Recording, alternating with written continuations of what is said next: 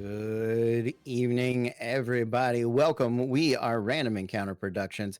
I'm Cody Stone, and with me tonight we have.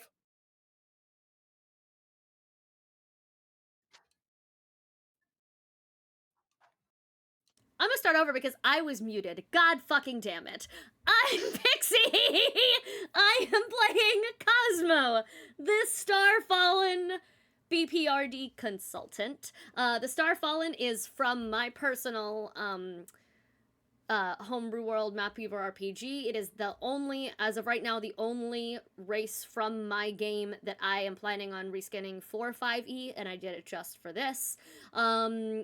I'll put up links to where you can find it once it's all polished and finished. And then my class, the BPRD consultant, is from the Hellboy TTRPG by Mantic Games. We love them. Next. Hi everyone, I'm Jen Giggles. I am playing Hilda the Kitsune Fiendbinder. The Kitsune is from Rogue Genius Games, and the Fiendbinder is from Shadeside Entertainment. Both of those, I found them on Drive-Thru. Oh, it's me next. Hey, how's it going, everybody? I will today be playing Porthos, a Ratling Warden, which are both from Mage Hand Press, and they're Valda's Secrets, which is a fantastic book. Has a lot of good stuff in there. But yes, Porthos. I will be a rat today. And I'm Eco. I am playing River, who is a animist. Lordy, magi. Couldn't think of the word. She's kind of like a reskin based off of a puka, which I found by a man by not the Dread Pirate, off of Reddit. But we kind of made it into the world of the Ultramodern Redux by Deus Ex Machina, and yeah, it's my girl. Fantastic. Tonight I will be pulling inspiration from Injuries and Vile Deeds, which is published by Lone Colossus Games, as well as the Hellboy Core revised book, Taurus from Deus Ex Machina Games, Steinhardt's Guide to Eldritch Hunt, which I believe is alpha content from a Kickstarter. That is fantastic, but that's from Monkey DM, and I think that's it as far as publishing studio with that one goes. And some other information coming from Sebastian Crow's Guide to Drakenheim, which is published by Ghostfire Gaming. So that's where all of our stuff. And if you are joining us now, you may be wondering, why are they telling us all these books? Where did this come from? Well, part of our reason for playing this game, and thank you for joining us, is we are trying to put a spotlight on third-party content creators that create classes, races, worlds, adventures, monsters, new rules, and styles for the D&D 5e engine. So there are so many really wonderful creators. I'm gonna pause. No, that was me questioning Stream Elements not wanting to work. Aha. Please keep going. Well, shame, Stream Elements. This is your one job, Stream Elements. I have to do this to hype things. This is. I'll manually post shit in chat all goddamn night. I know you will. We have no doubt of that. But we're very excited to do this. We're going to be adventuring in Oltencia. It is the world that we have featured for 3 seasons of PvP combat, and so we're gonna step outside the arena and out into the world for a little bit at the very least. Before we do that, though, I do want to give everybody an opportunity to say where they are on the internet. A lot of us are content creators for in other places. Some of us have projects or shows. Please tell everybody where we can find you, what you're up to, hype your stuff. Well, I will start again then. So Eco doesn't have to because it caused panic last time. See? I am at Chaos Pixie Magic everywhere on the internet. And you can find the world that I'm building that my race is pulled from. For I don't know if I pointed to the correct side of my screen just now. You can find the homebrew world if you search Mapweaver RPG. It was fully funded on Kickstarter, but we are taking extended funding over on Indiegogo to try to keep putting more money into the project and getting more artists and formatters and all sorts of stuff, and hopefully at some point some more playtesting, and we're excited about it. That's back to me, I guess. I am Jen_Giggles. That's GEN_Giggles. Usually find me on Instagram. That's my most common place. I'm also found as the director and programming head of All on the Table. I play 2 Saturdays, and then you'll see me on YouTube shows every month over on the Transverse here on Twitch, and that's also on the YouTube side at the Transverse. I don't have any social media or anything like that to follow. Sorry. No, you're good. I just like D&D. I don't either. Listen, we've tried to get Cody content other places for so long. Yeah. Here, I do it here. Yeah. he does. Well, we do it here. Yeah. Eco. There's always one. Usually it's there's- Matthew. Yeah, that's true. It's usually Matthew. But I'm on like mega hiatus until I get internet. But I'm Eco Geeko on Twitch and EcoGeekoX on like Twitter and Instagram and all that jazz. Not super active right now, but soon enough. Well, I will say some of those last streams you had streaming Dead by Daylight with like a, what is it, 16,000 ping, like you were like minutes later Yeah, things were happening. I like It to was stare at impressive. ledges and before I jump over them, just for like Yeah. solid 30 seconds. Yeah, Just really consider what's happening there.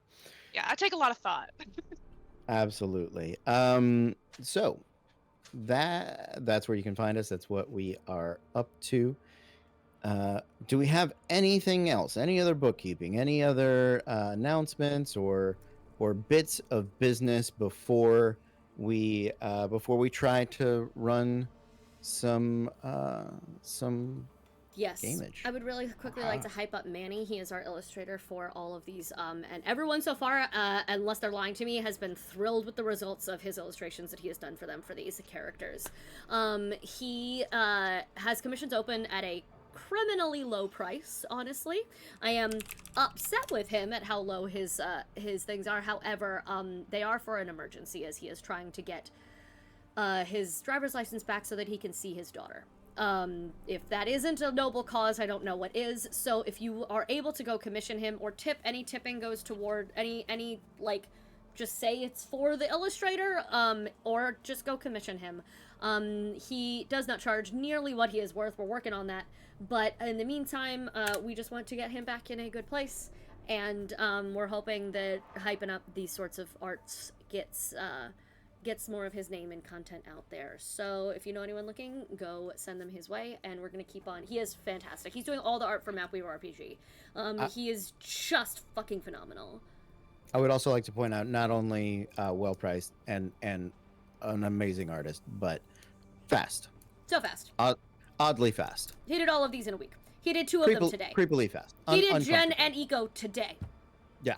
Fucking what? Like, I'm gonna post the whole ones in. I'm posting the whole pictures in the characters section of the Oltensia category on our Discord. But good God, he's great. Anyway, that's all. Hype for Manny. That's what I wanted to do because I can't give him a command right now because Stream Elements is broken. Anyway, continue. Hype for Manny all day, every day. So yes, thank you.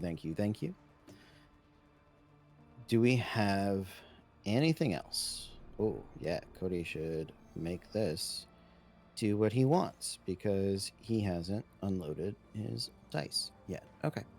I'm ready if you guys are. All right. Let us begin. There is a place that sits at the edge of infinity. A world that is so bathed in magic that reality itself bursts at the seams. Thought manifests in wild and mysterious ways. And from these mega cities, these concrete and wood thatched graves here at the end of time, we find an amazing amount of life. There are 10 cities on this long forgotten planet, but the skies blackened into tremendous colors that block out the clouds and the space beyond. Whether the sun is still burning or not, these people have no idea. It hasn't been seen in generations. But what has been seen are the incursions from the Aether fields, the physical substance, the drip, the tangible element of infinite magic and power. I'm gonna stop causing an earthquake on my own camera. There we go. Good job. It's the ether fields. Yeah. Absolutely. This is a place where anything is possible. Literally. This is a place where the forgotten bits of a million dimensions and more sort of land, where they fall. Sometimes they go home and sometimes they don't. This is the place that all the lost socks end up. It is here at the end of time. So, in order to stave off the inevitable explosion that happens when you bottle up something as volatile as magic, something that is so inundated as breathing, something that worms its way into your very thoughts, something that knows you better than you do. The city engages in 100 arena battles at a time. I hesitate to say a day because here there are no days, nor are there nights. There is merely was, is, and might be.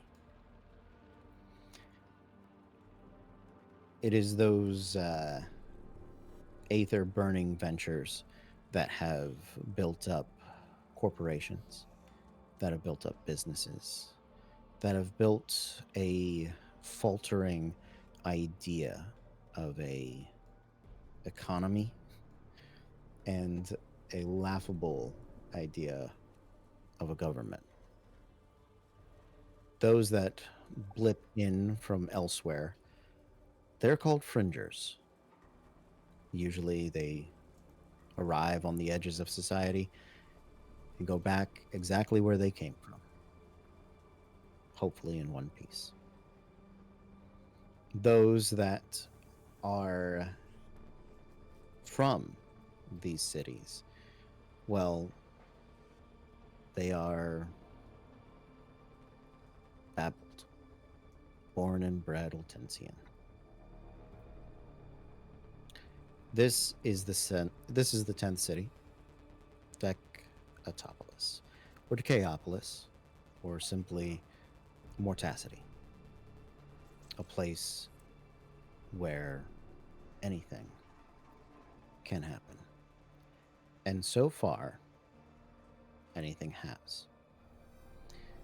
You find yourselves in a repurposed government building from what initially seems to be a race of perhaps trolls or giants, definitely a bit bigger than the average Latensian. And it is a place that clearly had blipped into existence some time ago. But those that are dealing in real estate very rarely get to build anything anymore. You just sort of repurpose what's there. And so, from the help desks to the large camera that may have been used for taking some form of picture photo, it's been covered in gossamer drapes of pinks and blues and purples and metallics. It has had the central info kiosk turned into a massive round bar where people come up and they get sometimes info, sometimes help, but always a drink at the very least. It's a busy place. It's a place where adventurers that are guildless, that haven't thrown their lot in with a particular league or haven't attempted to climb the ranks, those that face danger not for glory or for power or to simply find the chance to go home, those that adventure for perhaps a different reason, often end up here in the Plan G. Because, well, once plans A, B, C, D, E, and F fail, what else is there to do but drink?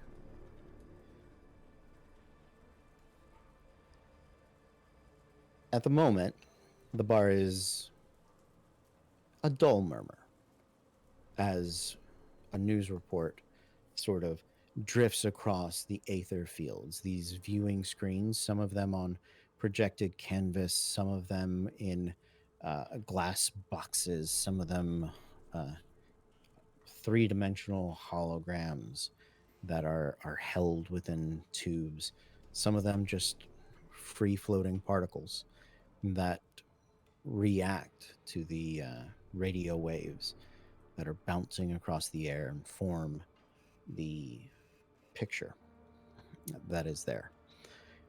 You see along the bottom of the screen the words on a ticking banner, and just above them, special report. It's a very fancy graphic that catches the eye, that screams in red and yellow about danger. And as you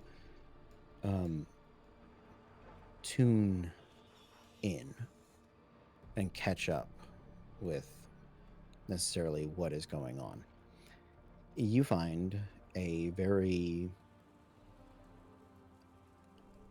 old but young, a person that is actually pretty young, looks almost childish. But the way they dress and speak, you'd think they were an old man. And it might be a Benjamin Button situation. You're not quite sure. You probably don't know what a Benjamin Button is either, and that's okay. But the report goes on. We've lost several of our news crews into the baleful quarantine.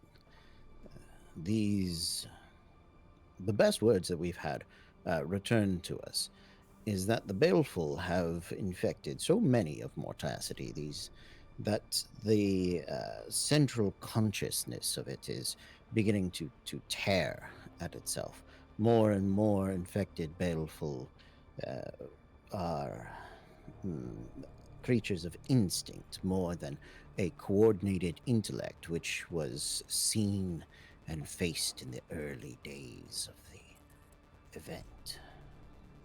The event he speaks of is one that anyone who has been here for more than a year, give or take, would know about.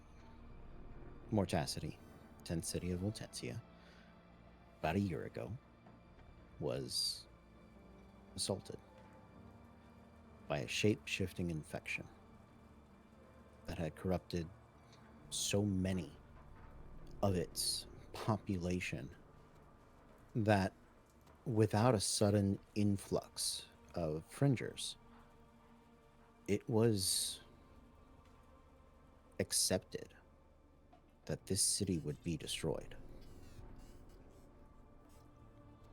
But as those days stretched on, new and more fringers arrived. And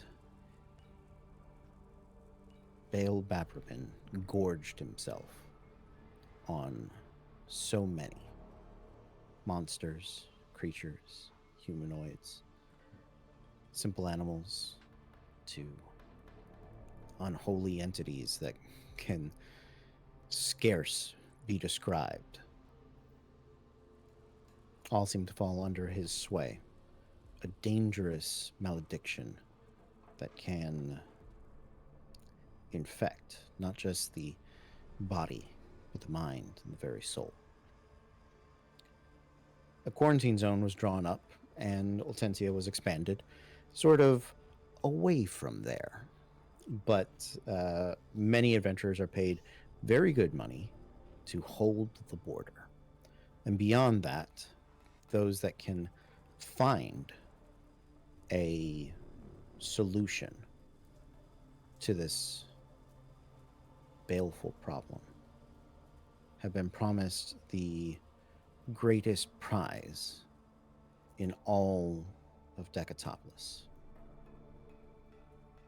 They have been promised the wish.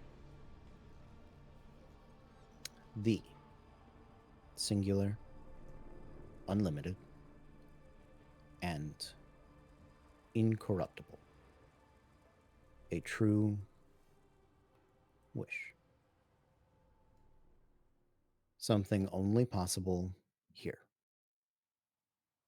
in the City of Infinity, where anything can happen.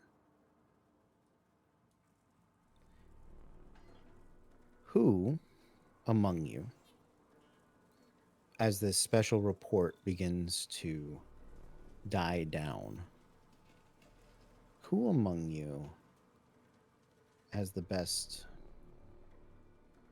well, let's say perception check?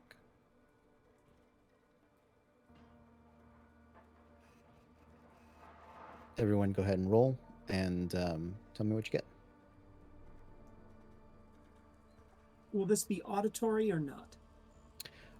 Auditory is a factor. Yes, it is not exclusively auditory. So if there are hindrances to auditory, or if there are benefits to them, you are welcome to apply them. Rolled a 22. A 22. Thank you, 22. 26. Got a 4. My wisdom is my highest 14. goddamn score, and I'm what's it called in perception? It's been a while since I 5E'd. Expertise, advantage. Efficient. I'm proficient. I can speak. Well done.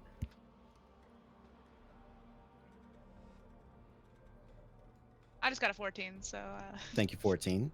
you guys do that.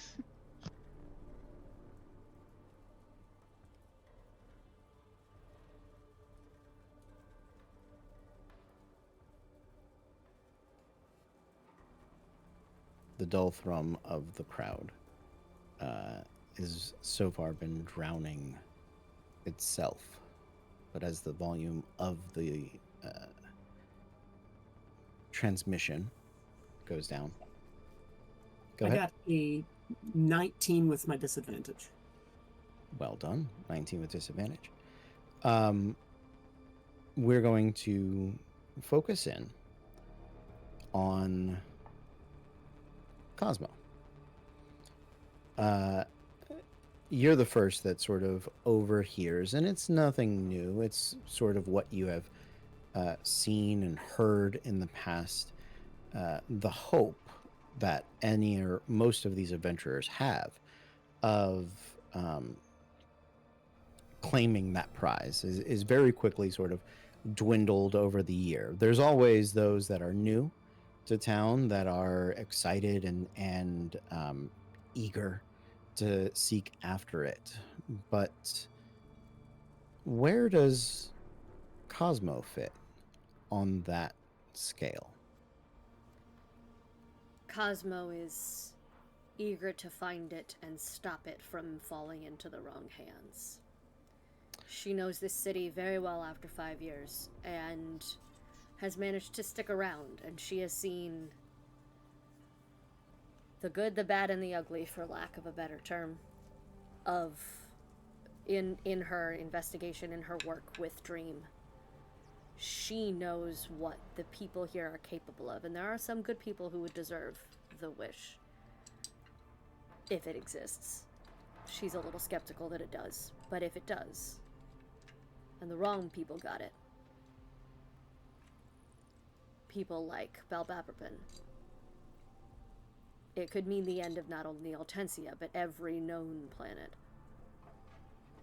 So she's gonna find it and stop that.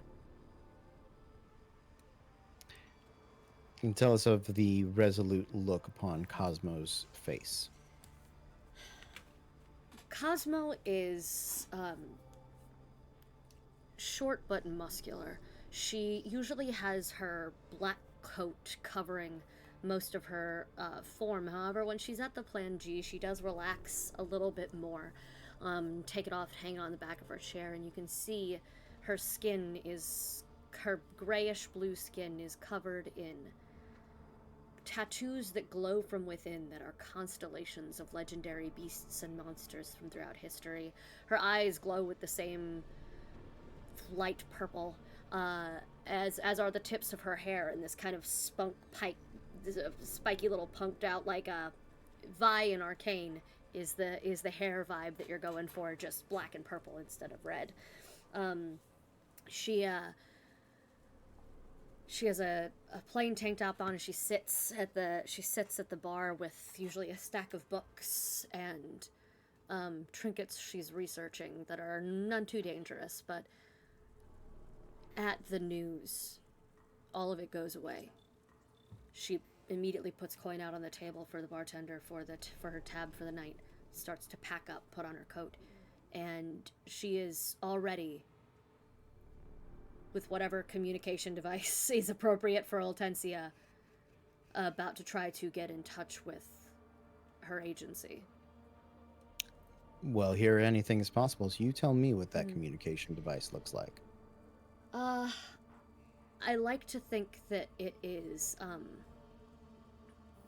a Matrix-esque glasses and earpiece, where she can see in them and hear without it being like a big handheld thing.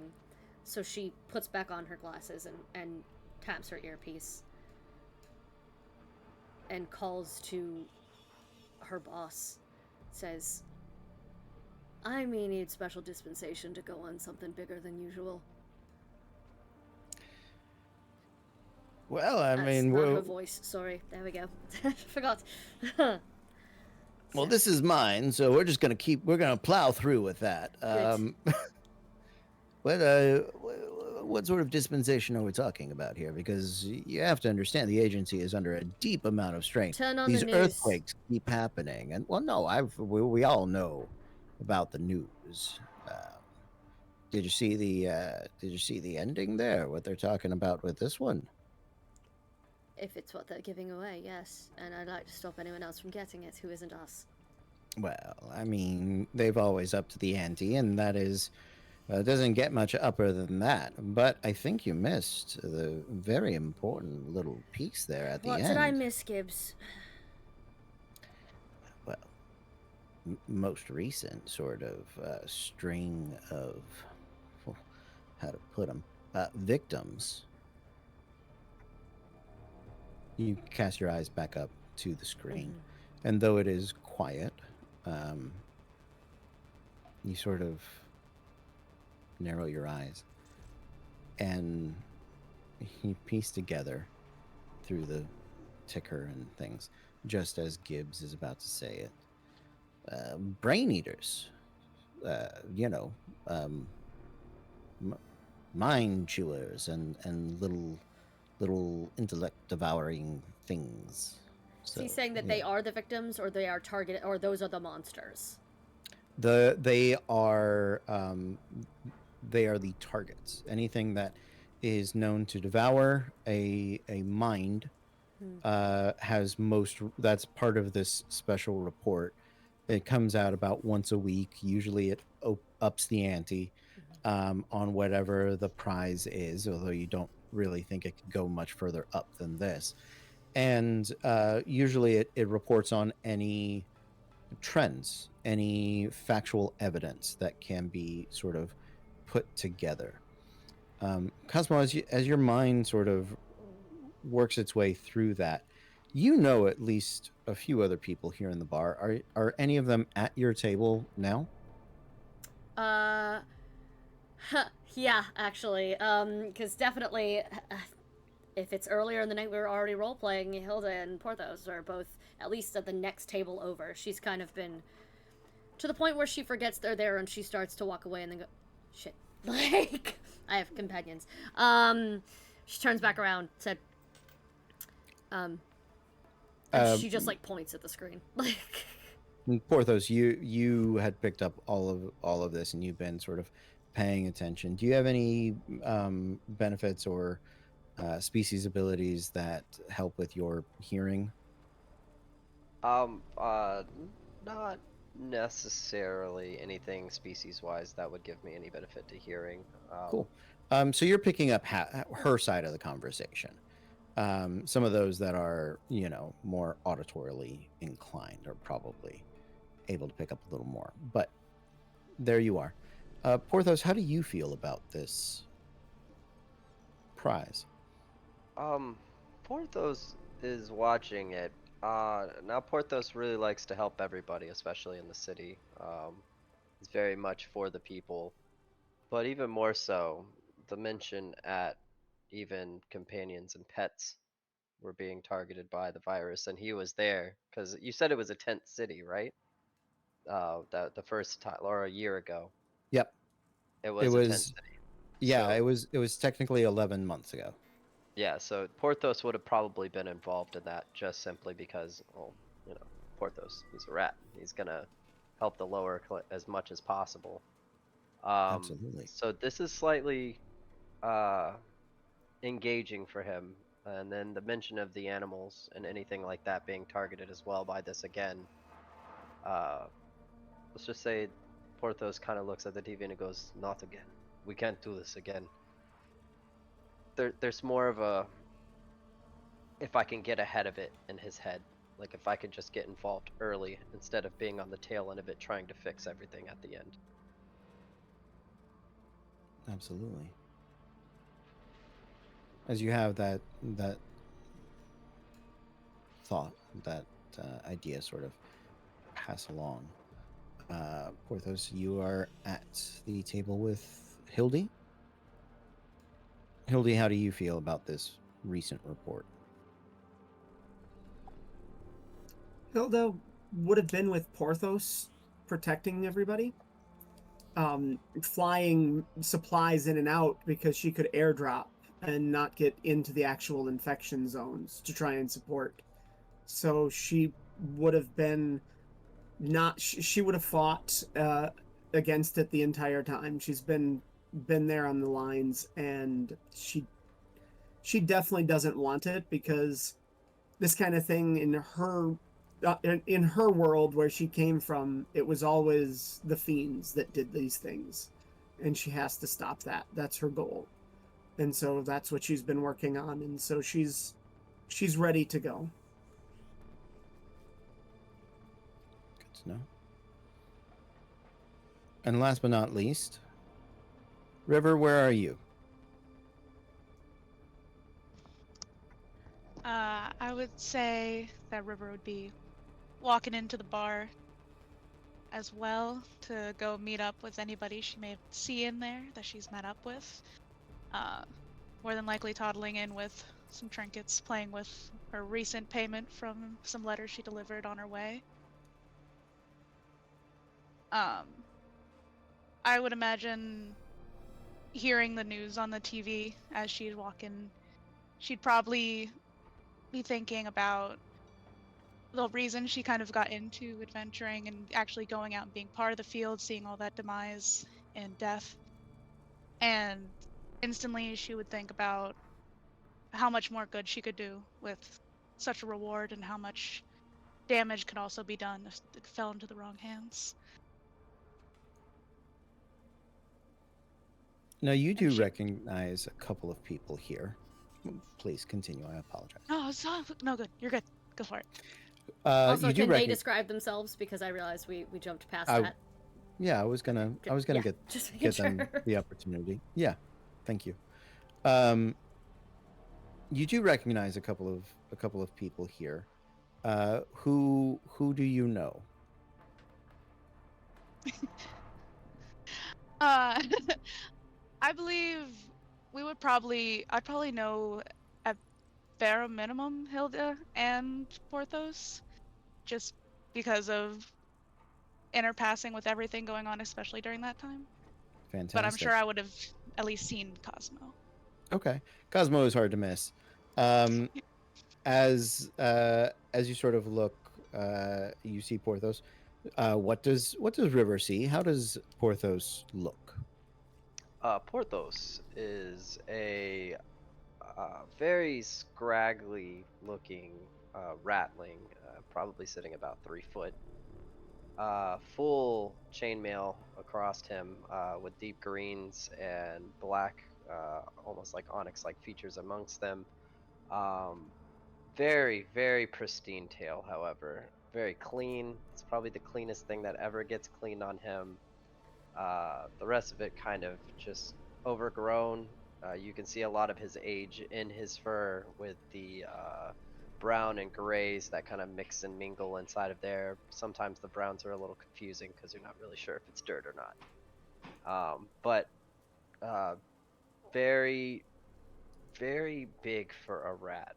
Almost a little bodybuilder size. Just imagine like young Hercules, but with fur. And that's what we're looking at right now. How tall? 3 foot. 3 foot for sure.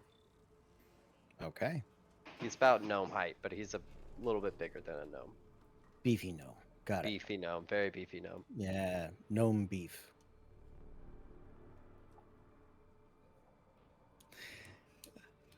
And Hilda, would you mind describing yourself? Hilda is tonight anyway, she looks like herself. She's stark white, arctic colorations for Kitsune, darker furs right around the eyes, and she's just wearing a plain, like maybe a grayish white tunic and a pair of, breeches to go with it, usually a brown color. Doesn't really have any gear or look like much. She's ready to, but she says she's ready to go. She's got a couple of knives on her belt, and that's it. All right. On our way over, River, your turn. So, River, for lack of a better term, is essentially just a very tall red panda. I'd say she's probably a little bit taller than Porthos, probably like 3.5 feet style. But she likes to embody the idea of like a more gothic look, but really she's a very squishy, sweet girl. Has a kind of like a dark green puffer to her, has black undershirt and almost white parachute pants style, and some black heavy chunky boots that she is determined to wear even though she knows they're a little bit too big for her. So turning red, the goth years. I'm on board. Nice. Unintentional, but yes. Well, hey, there. I envision me as a red panda. It's not a phase, Mom. It's not fair. Listen, she got the piercing, like from the cartilage down and everything. She's ready. There you go. All right. What is? Oh no. want to make a reference about the boy band in that. Four Town. Four Town. I was gonna say Boys for Now, but that's No, Bob's that's Burgers. Bob's Burgers. A little bit different. Just a little bit. Not much though. I forgot. For the record, Hilda's about 5'6" when she stands full height, so Okay. she's not, super tall, but occasionally looks at the other two like they're snacks, and not in the in an edible way. They're snacks. I will say, Manny, bless his heart, was reading her description. He goes, "Wait, she's 6 inches tall." I said, "No, you add 6 inches." So she was 5'4", 5'6". So she's there. He goes, "I shouldn't do this with a fever." I was like, "No, you should not." Like, I was like, "She's not Pocket Fox. She big." Like, Pocket Fox would be just as effective as Pocket Sand against someone. yeah. So, so a fox, a red panda, and a rat walk into a bar, and And they a need a living star is, constellation. yeah, a constellation is there. Well, my friends, I have gotten you this far. Turn it over to you. So Can I make a Cos- perception check at the? Yeah, what are you looking for? How the rest of the bar is responding to this, You or d- you other don't need to adventure? make a check. Okay, like I want to know if other adventurers are So it is I'm gonna say about a 60-30-10 split. There about 60% of the adventurers in this bar don't believe that there is anything they can do. They've been here long enough. Some of them have tried, some of them have lost friends, some of them have seen just the wear and tear that the Bale Zone has taken on other people. And they are border guards. That is it. They might hunt down a Bale creature that slips into the normal zone. They've also done other Aether incursions. There's other adventures. There's other ways to make money here for sure. okay. So they react to the news, sort of scoffing, laughing, drunkenly yelling and kind of making fun of it.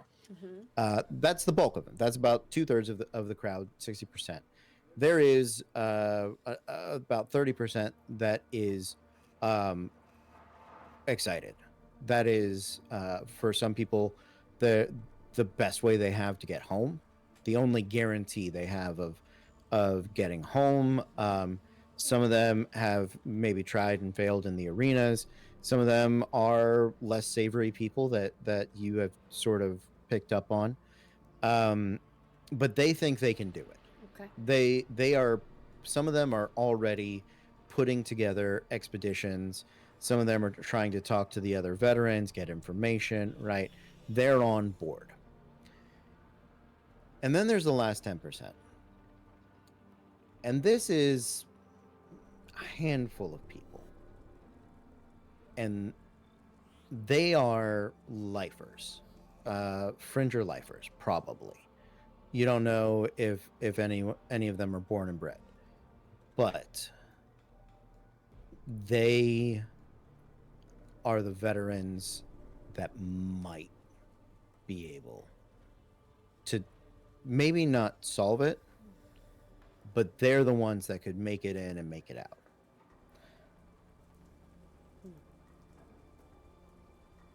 You said there was a reward attached to this, right? Yes. The wish. The wish, So right? so yeah, it kind of scales, right? If you solve the whole problem, if Bale and all of his infected go away, you get the wish, right? But they do pay to prevent baleful attacks, right? They pay for information from the quarantine zone. They pay for, it's like a tip line, right? So you're probably not going to walk in there and kill all of the baleful and solve everything that way. But there is a lot of information and most of the news and things that come out are from adventuring parties that are explaining sort of in that hiatus, in that hibernation, what these Baleful were doing, right? They're the ones that have brought back the information that it is, mind eaters and intellect devourers that are the most recent sort of soup du jour, right? So all of that information is valuable in and of itself. There are some other things that are happening around the city, and the special report has sort of moved past that to the normal nightly news. But if you're interested in that, you can pay attention to it, and I'll tell you everything else that's going on, at least as far as the news knows. But yeah. Okay, cool. So it's a wish spell that's on the table, basically. Like in a way, it's a wish spell, right? It is a wish spell that to put in meta terms that your GM will not fuck with. It is All right. Terrifying. So Right. Porthos is going to be looking to Cosmo at this point and go, Cosmo, Hmm. how are you feeling? Trying to get the band together. I think they may need a couple extra this time. You said you knew that panda over there. Oh yeah, River. She comes here all the time. What do you mean? You see Cosmo, her? Why do- Cosmo like whistles because she doesn't know River, but she knows the other two. The other two, or she just Red. Fancy a drink?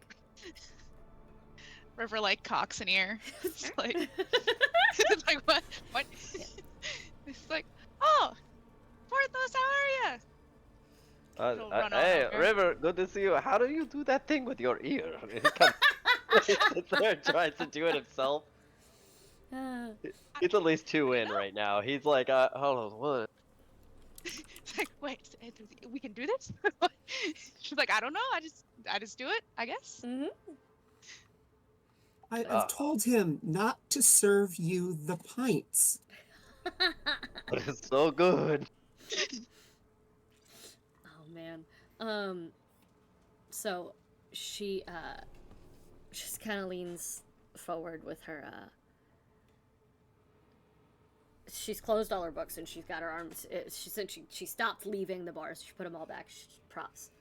And says, the way I see it, we've got two choices. We try and beat all these other fringes to the punch and maybe stop it from falling in the wrong hands. Whether or not it deserves to be in our hands is a completely different story. But I know whose hands it shouldn't be in. There's a lot of scum here. So, but this one isn't going to be easy. Prize that big on the table. This one could be the one that does us in. So, The risk, there's always risk in everything you do. But yeah, let me tell you, that motherfucker just needs to die. it's just, I have a feeling like she raises a drink, other people around her and the tables here and raise a drink, everyone fucking here, like everyone just like cheers to the death of this fucker. I don't require a wish spell. I don't require the reward. The satisfaction of revenge and vengeance for all the people that have been lost and will probably continue to be lost until we kill him are more than enough for me. You notice every time the word wish is mentioned, Cosmo just kind of ticks a little bit. Shakes it off. I'm just... So... Are you trying to hide that? It's involuntary. She's not aware she's doing it. Okay. But she says, well, if we're gonna go hunting, might as well get a little bit of sleep, equip up, and meet somewhere. Not here. Well, like one more though. Like one more would be okay, right? Well, yeah, of course. I didn't mean we had to go right now. Yeah. Listen, and she slams her hand on her books and she goes, Porthos, when have you ever known me to just run blindly into something without doing a fuck ton of research first? Oh, that's fair. Very fair. You all drink. I've got some business to attend to in the library. But I'll meet up with you all and as we mentioned, Oltensia doesn't have proper day-night cycles. They work on dwarven time. They work in 4-hour shifts. They work in... So it would be... I want to say high neon, but that's not a thing. Instead of high noon. But It is now. it High is neon. now. So There you she go. does, in fact, Lock ask it in. everyone to meet tomorrow at high neon, which is 2 4-hour cycles from now, or 3 maybe, so that everyone can have a good night, but then sleep a full 8 hours and meet up tomorrow afternoon. High neon. And when we do the Western episode, it's just gonna be called High Neon. Yeah. So that is, she's going to down the rest of her drink and then excuse herself for the evening. Hold up there, lass. Do you want me to come with you? It's getting a bit noisy in here for me. A little extra hand at the research never hurts. Wouldn't mind the company. Come on. You still got your clearance from last time I let you in. Of course. Great, let's go. She and Hilda go, unless you know where the Dream Agency is, you don't know where the Dream Agency is. They have portal entrances all over town because it lives all over town. Too hard to find a massive building that always that sticks around that long and can house an agency like that. So occasionally their halls will be portals into other buildings and vice versa. So she takes you to one of the Cody is looking at me like he did not know that was coming, but I imagine that is how that agency would be put together. That makes sense to me in Oltensia. Yeah. No, Yeah. no. I have that. That is Yeah. not a problem. Cool. So as you and Hilda are stepping Mm-hmm. through one of these portals, why don't you both roll me a D100? Oh, good God. Already? When they leave, me and River are drinking, and I'm like, oh, they just left. You just got here. We have another round, and then somehow Porthos is gonna find himself doing karaoke. River's gonna 100% be sitting there like cheering you on from the stands. What is Porthos's go-to karaoke song? She's into superstition, black cats, and the voodoo dolls. Absolutely. Yeah. Give me a performance check on Yes. that. It's gonna be horrible. I'm here for it. Are you looking up the lyrics? Just maybe. It's a 15. I mean, Hey, this is your go-to for a reason, you know. You get some people to jump in on the chorus, right? You're not William Hunting it, so yeah, I got the whole crowd going upside, inside out. out. She live a la vida loca. Yeah, River's yeah, just directing everybody like. yeah, for sure. Yeah, they're it's got a good call and response. Absolutely. You're followed by a rather tall, sort of crystalline adventurer that has the vaguest of I'm gonna say bodies is really just like an A shape, and for their karaoke, it's just the harmonic sort of ringing of the crystals, and his friends sort of chime in, and you actually cease to kind of hear it. It's more feeling it in like the chest and on your skin. Yeah, so imagine dubstep but played with like wind chimes.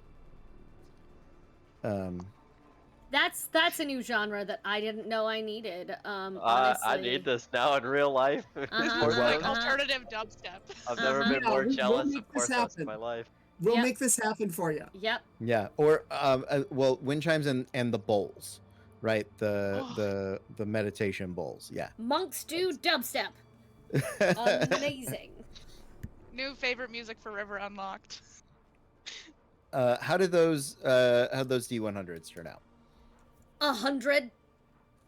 21. Okay. I'm afraid now. The last time I did this, I accidentally planted a pyramid. I don't like. Cosmo. What? So there are certain magics in Ultentia are exceptionally dangerous. Yeah. Teleportation is one of them yeah. because the space between where people normally teleport is here a space that can be occupied by anywhere. The Dream offices and their satellites do a very good job of stabilizing them, and the idea that they can is one of the things that should serve as an example and tout both the magical and engineering acumen of the Dream It's their whole team. point. It's the. Oh, yes, I'm so happy with that. The Dream, by the way, is the Department for the Research and Exploration of Aether Manifestations. That is the company that she works for, the agency that she works for. But Dream is a lot more fun. Dream Team is even better. Thank you for that. I stumbled into it with a plum. You have seen and heard of agents in high Aether days, sort of blipping out, blipping back in, losing time, as well as seeing things, worlds. Some of them, find peace and an existential, I guess, the opposite of dread, joy. Yeah, I guess peace, nirvana. There you go. And then others are just driven completely mad. If Cosmo could look through the infinite pathways and see anything, what would she want to see?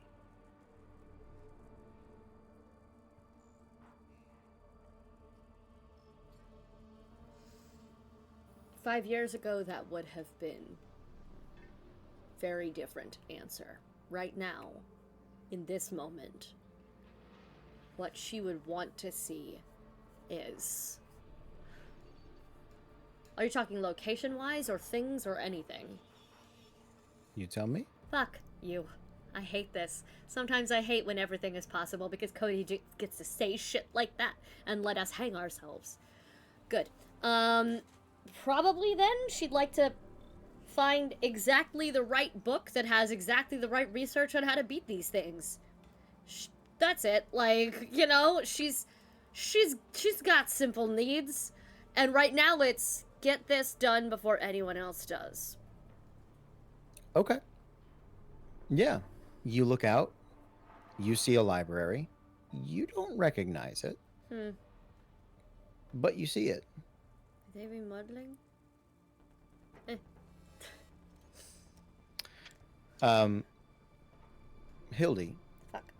Hilda, pardon me.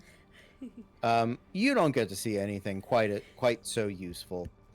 It doesn't hurt you in any way, but it's one of those disturbing things that is like, I could have never heard about that and been okay, right? What is that for Hilda?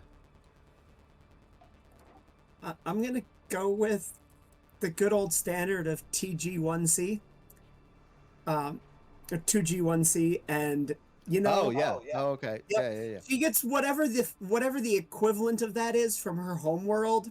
That's what she sees. Yeah. Yeah. Two tails, one trap. You don't want to One know. bowl. Yeah, sure. You don't want Yeah. to know. Yeah, so yeah, you get a few seconds of that, and it's enough. You're fine, but oh boy, that was could have done. Piano is never gonna be the same way again for you. Piano solo is forever ruined. There it is. You arrive in the main dream office. It is cozy in a and comfortable in a sort of leather, rich mahogany candlelight kind of way.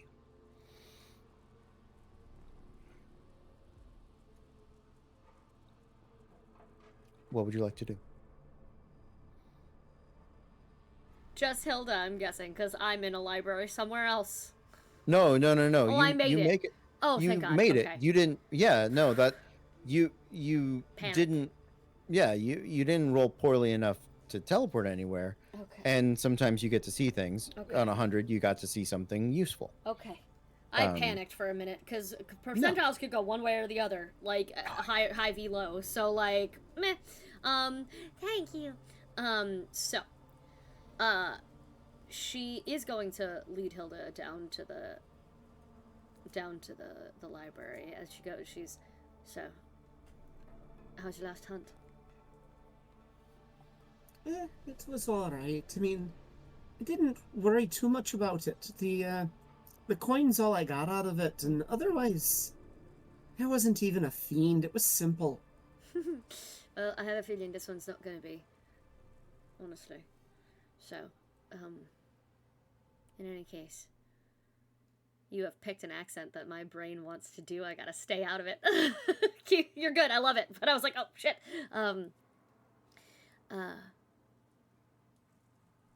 Anyway, it's gonna be a long night. I'll order us some coffee. As you know, if you need to sleep, I don't have to. So I can keep working through the night, more or less. But there's a cot in the library, usually unoccupied. I'm usually the only one who uses it. For a place that focuses on research, no one really likes to do the physical books anymore. But I find them easiest. They really are, you know. Besides, a chair is fine. I'll just curl up. Alright. Well, if you change your minds, and she does. She just starts pulling books off the shelves. I imagine Hilda has been here before to do research for her own stuff because they know each other well enough that she's gotten her at least guest clearance. Like, you can come in with another agent. You can't just go in yourself. You can come in with another agent. And so she just dives into research tonight, looking up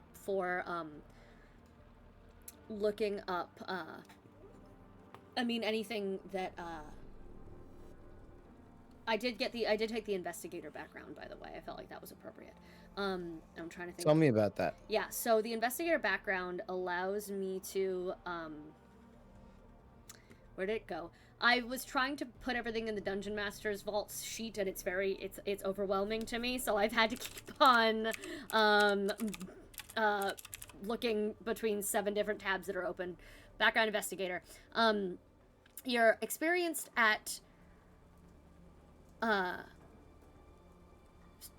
You're experienced at gaining access to people and places you get to get information you need through a combination of fast-talking determination and official-looking documentation. You can gain access to a place or individual related to a crime you're investigating.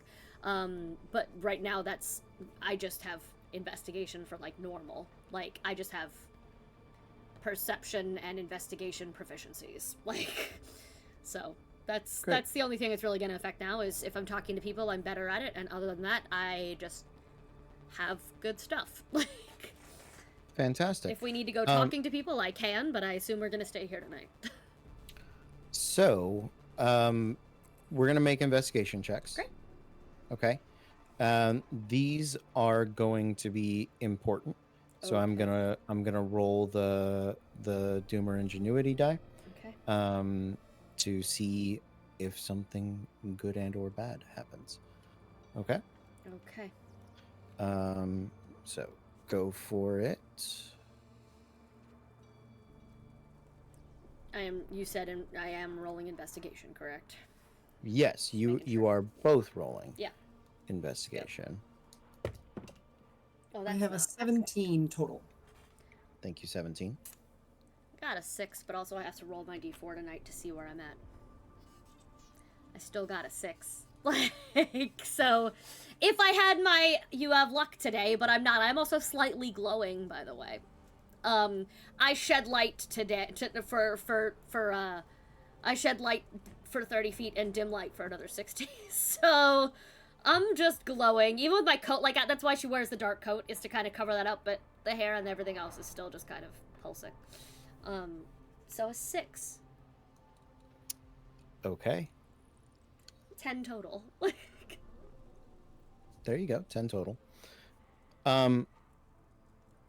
So you do you did get a 10 out of these rolls, so you guys do have an ingenuity point 1.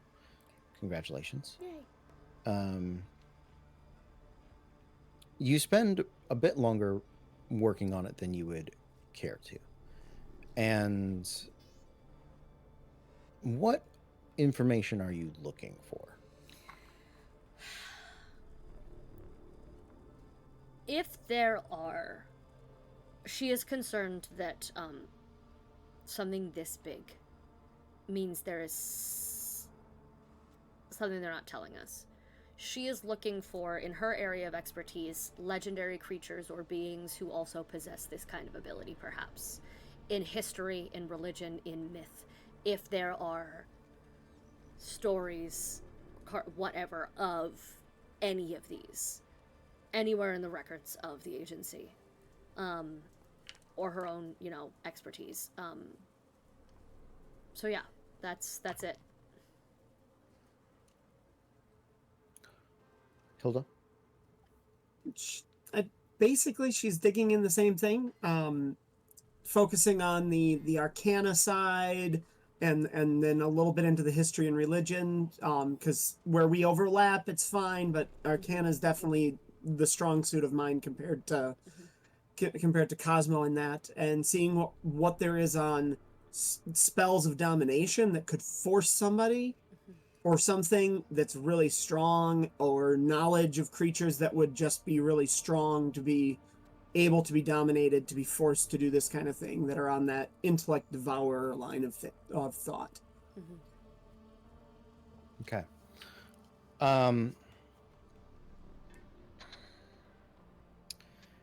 So there are you guys do find a wow, just a chunk of different stuff. As far as, let's call them legendary creatures go, there have been a few. Most famous is sort of in your religious reference is many religions have a legion entity, something that is infectious and does sort of spread like a virus, dominating and subsuming people. That seems to be a traditionally a more mental, and from what you guys know, Bale's infection is physical as well. 100%. Like the bodies are warped. They usually have some sort of grayish white ichor oozing out of them. They shape change. So it is, very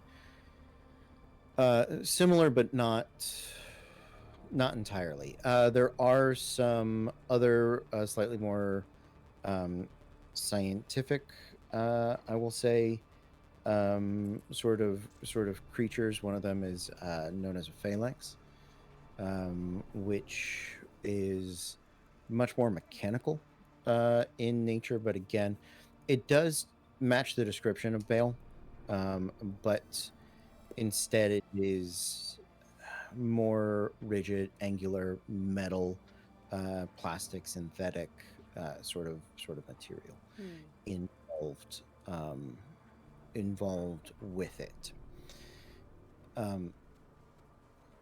Hilda, as far as the Arcana goes, you know there are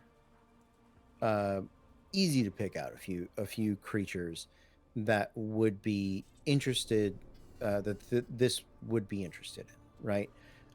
It's specifically looking for intellect devourers, so mind flayers of all varieties are right off the top, right? Intellect devourers, the little brain dudes that crawl in people's ears and you know take over their body is another. You know that like an elder brain would probably be the biggest feast that this thing could come up with. And more into sort of religious ideas, the infectious spores of Zugtamoy, or what is it, like Ubukaloop? I don't know. There's some like oozy dude, oozy demon lord, that for That now is a is sentence. Oozy demon lord. yep. For I now is love D&D. Ubukaloop. I know who you're talking about too, and the Yeah. name escapes me. Me too. Again, the description doesn't really match what you have seen and know and experienced as far as like spores and duckmoy go. And it does not behave the same way that these intellect devourers do. Make me a make I will take intelligence or wisdom. You can roll arcana or let's just go with arcana or Both medicine. one, either. Either. Got it. Either. You can both roll, but Yeah. you pick a skill. 12. That is 24 total. Good God, 12 in Arcana for me. Okay. I should have rolled medicine. That's a higher score for me. Also Never- Arcana for me. Thank you, Arcana.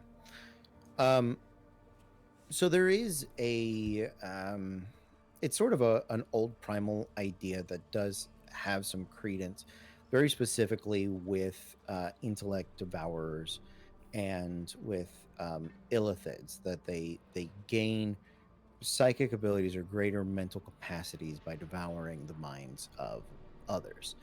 And per the report, Bale seems to be having difficulty controlling the mass of different creatures that he is infected, and so this feels like a tactic to, one, gain that ability, and two, then start eating brains so he can have more mind power to control more people, or control them more successfully. So this report feels like a trap.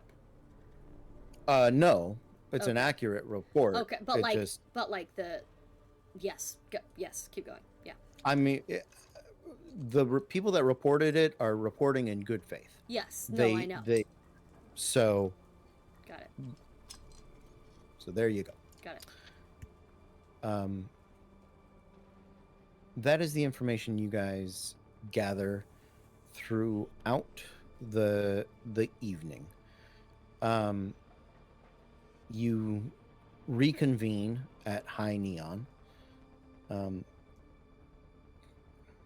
Back to you.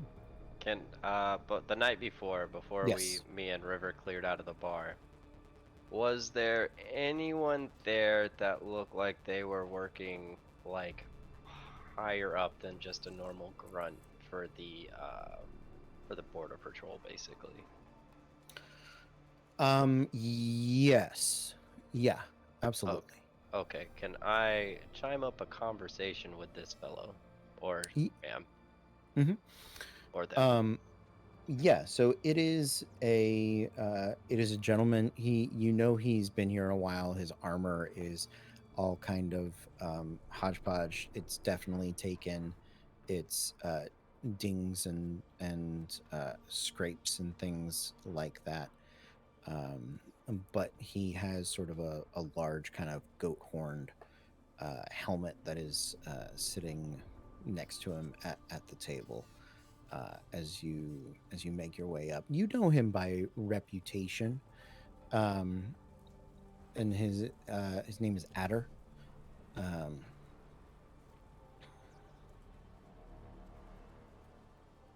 and he sees you coming over, and he lifts his glass towards you. And says, how's it going, Porthos? Ah, Adder, good evening. Hey, friend. I'm sure you know all about the news. I'm sure you knew before everyone else, right? I mean, you always hear rumors about things that are coming in from the quarantine zone.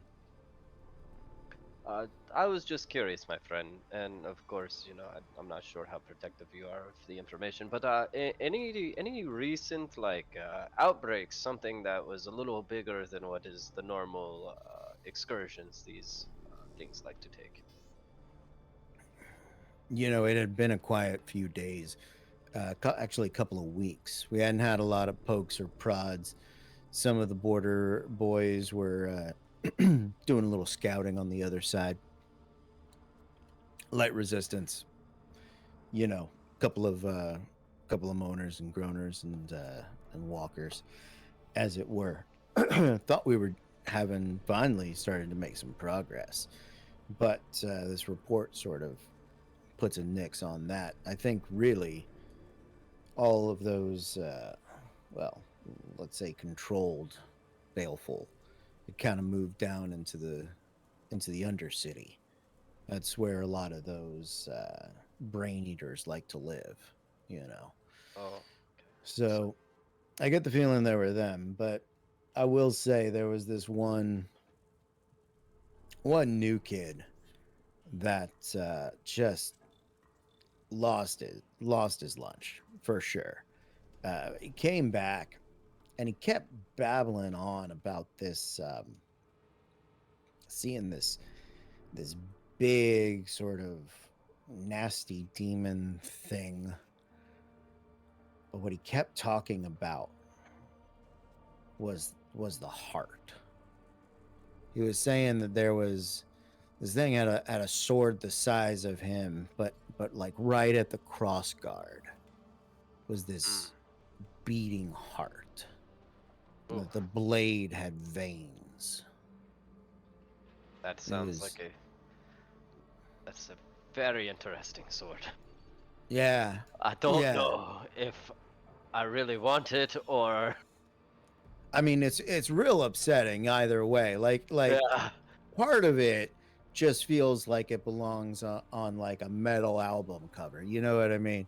Oh, for sure, for sure. That's why I'm like Yeah. I'm not really sure if I like that or not. But the other part, it was like he was kind of going nutty. He was like, I hear the beating, and I was like, and I don't know. So he's Can right now listen to your heart cue in right behind us, like as it's going on in the karaoke machine. 100%. Yeah. Struck through the heart. Too late. Um, So okay, so where exactly was he though? I'm just trying to get a lead. Maybe head off more so where the really bad shit is, and less of the table scraps. So. yeah, absolutely. Thickest of it, I'd say, is in the Undercity, but where this gnarliness, I can get you the coordinates. I think it's about what is it, like 6 or so miles in. Now, be aware, the first mile is just really buffer zone. Yeah. And we had been experiencing more resistance about that point. But, I think he said it was like maybe an hour or two walk. So, Okay. I don't know. That's fair. Okay. Yes, that's Yeah. we're gonna gather a group and really go stick it to them, you know. Hey, I wish you all the best. Anyways, let me buy you a drink before I go and you I'll have never a say no to that. Let's do it. Seven, drink, my friend. There you go. Anything else before you all meet up? Then we gather at High Neon, and let's take a quick break. So my clock says 9:32. We'll come back in 8 minutes, so at 9:40, or whenever 9:40 is. That's when we're coming back. So In 4 minutes. Got it. 5. We'll do 5. 5 minutes. You got it. 85.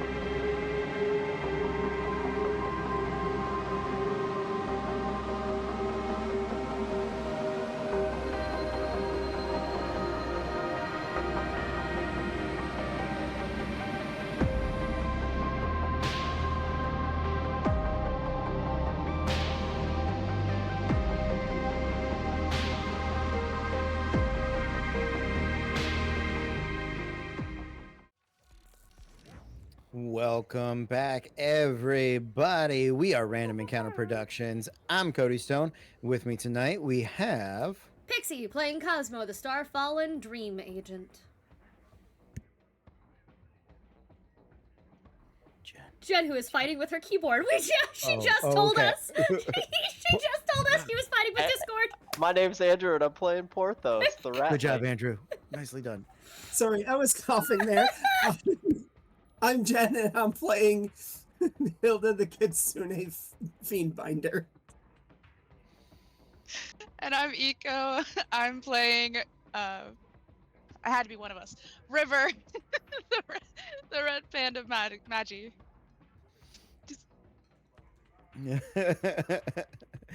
Fantastic. Welcome. This is our adventures in Oltensia. And just before the break, you guys had done some research. You sang some karaoke.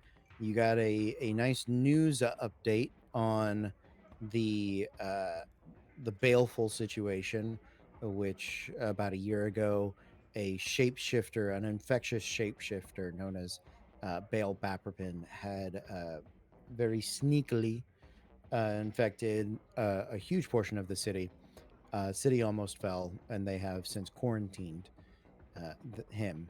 And the report said that there are more and more of the newly infected that he doesn't have fine control over, intellectual control. And it's seemingly to remedy that he has begun hunting intellect devouring entities and creatures.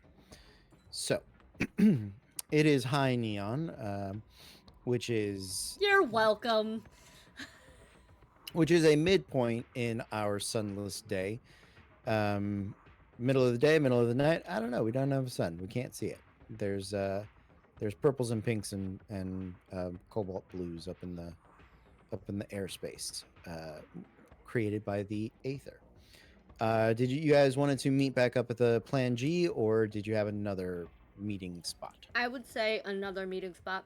Okay. For getting gear. Okay. Do we have, or can we have, a weapons dealer, artifact dealer, some stuff contact already in the city? Some of us, any of us? Yeah, sure. Absolutely. Roll me.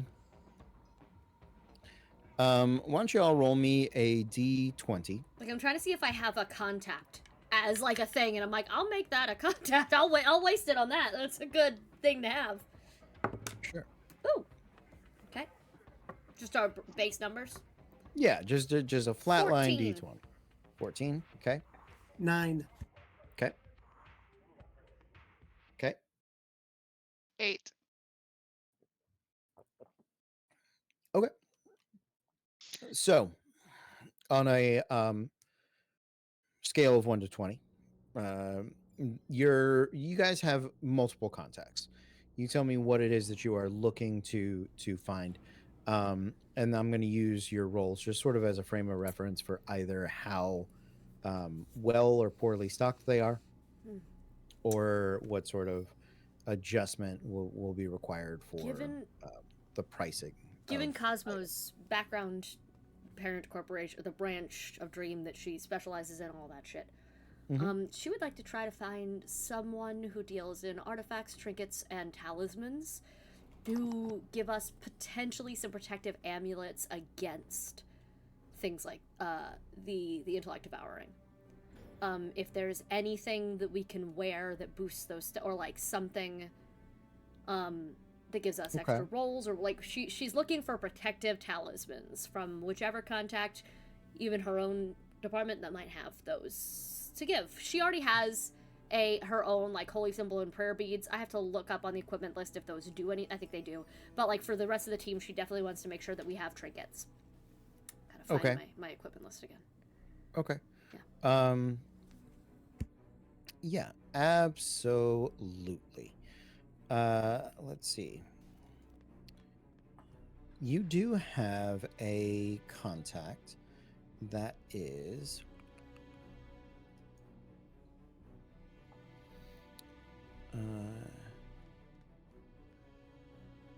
Safarian.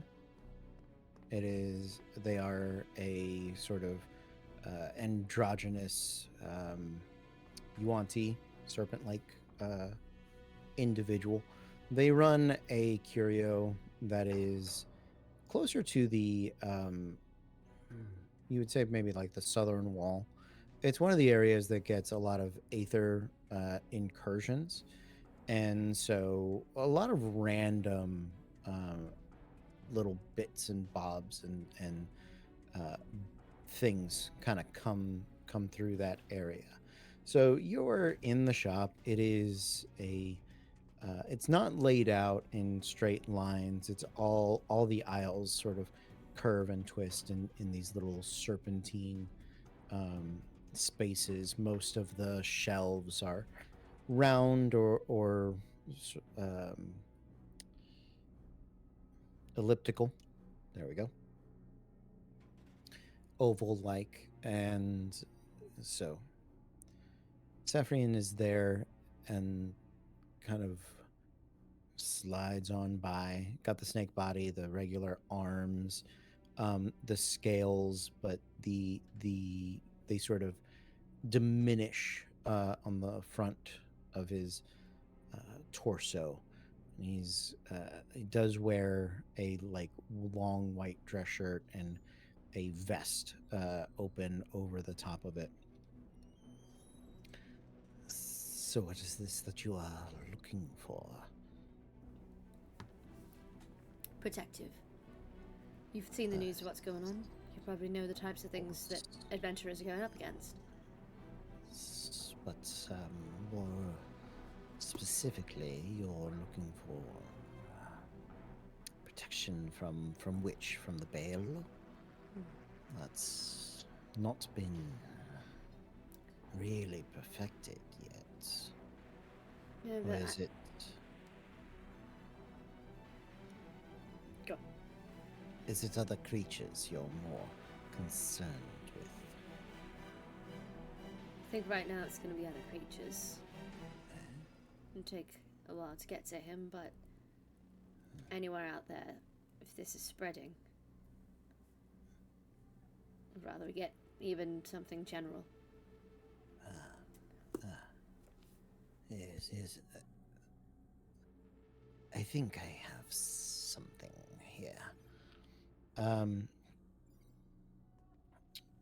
He is going to slide onto the back, and he kind of pieces together these little brass sort of emblem tokens.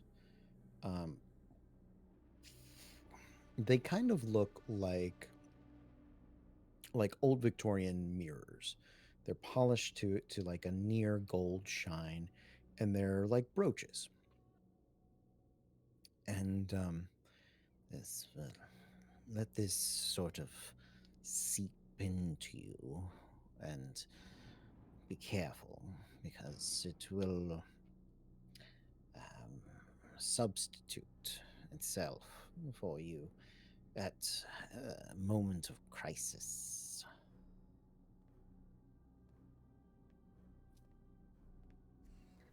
Can I, are they telling us exactly what they do, or do I need to cast investigate or identify on You this? don't need to cast identify. Okay. He's pretty much said exactly what Okay, it does. just making sure. I didn't want to. Yeah. Yeah, you can use it to absorb a singular effect. So if something were to stun you, or infect you, or disease you, right, poison you, you can shift that condition onto the brooch. Nice. One time use only. I'm guessing. That's it. Yep. Right. How much for these then? Cody, I just need to double check real quick. We were allowed 1 rare item or 2 uncommons. Is that the thing? Correct. Alright, Yes. just wanted to make sure because I saw it in my inventory. I was like, wait, what? Yes. So the currency of Oltensia is much more of a barter system. A lot of the things that people would normally spend money on, the essentials, are kind of post scarcity can come up with, right? Food in and of itself is never really in danger, but what they do trade for, and you probably would put it up around like a platinum kind of value, let's say, are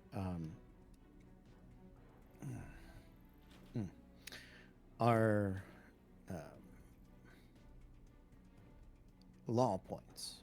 They are legal bits, concentrated energy. And so it comes in kind of a coin or a gem or a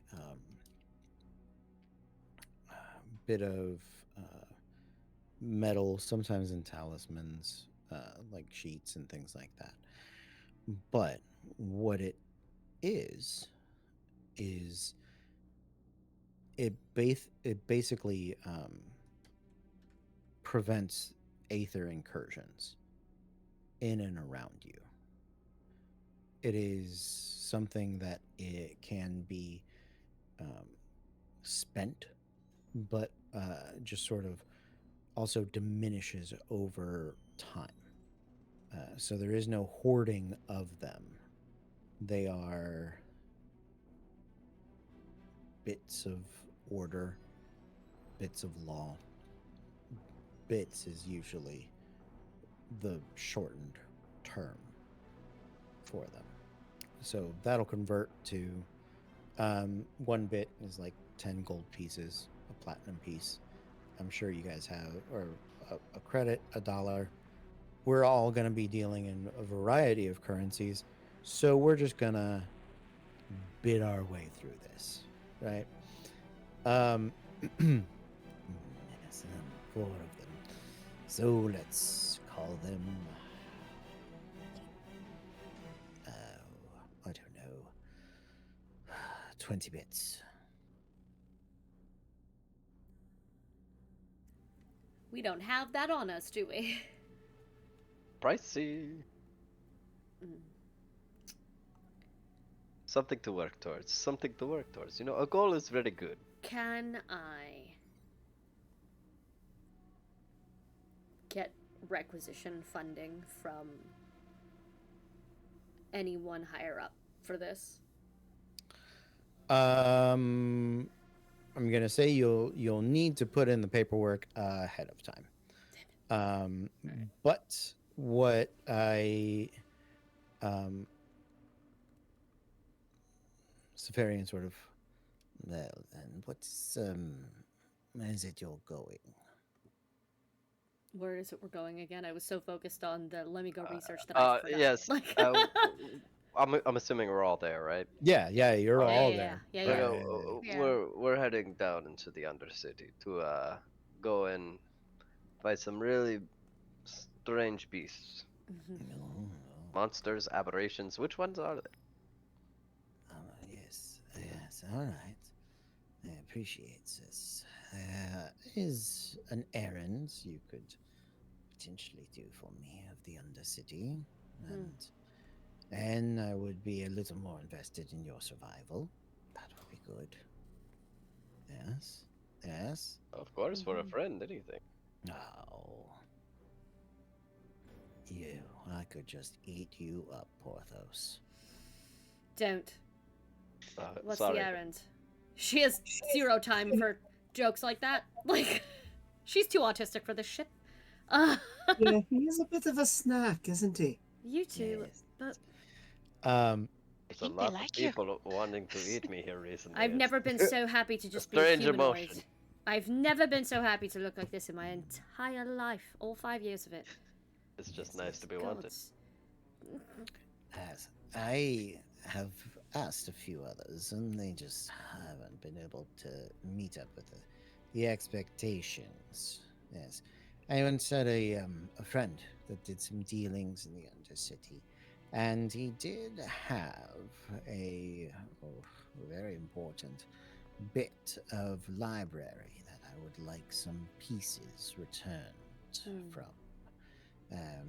Now, here, and he pulls out. He has these like maps laid out. One of them is from the top down, and when you sort of hold it at different angles, much like a holographic card, right? If anybody was like a card collector, Yeah. he moves in different positions.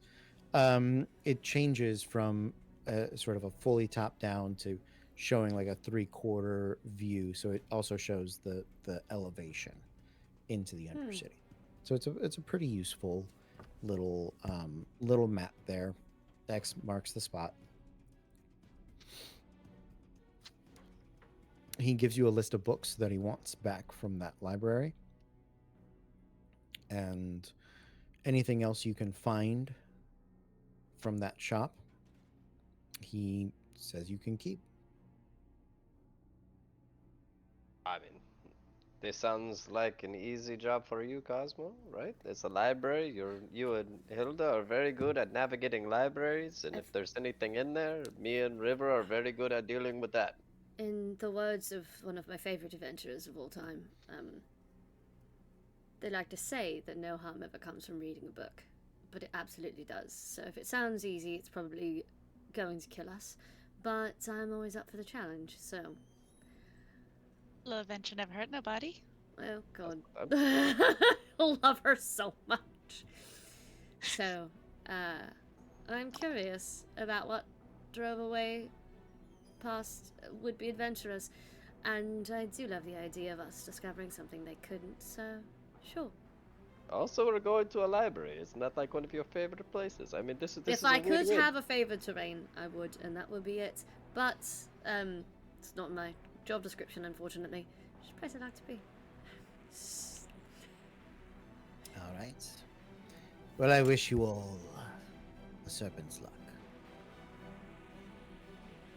So we are, to be clear, going to get these things and bring them back in exchange for the brooches.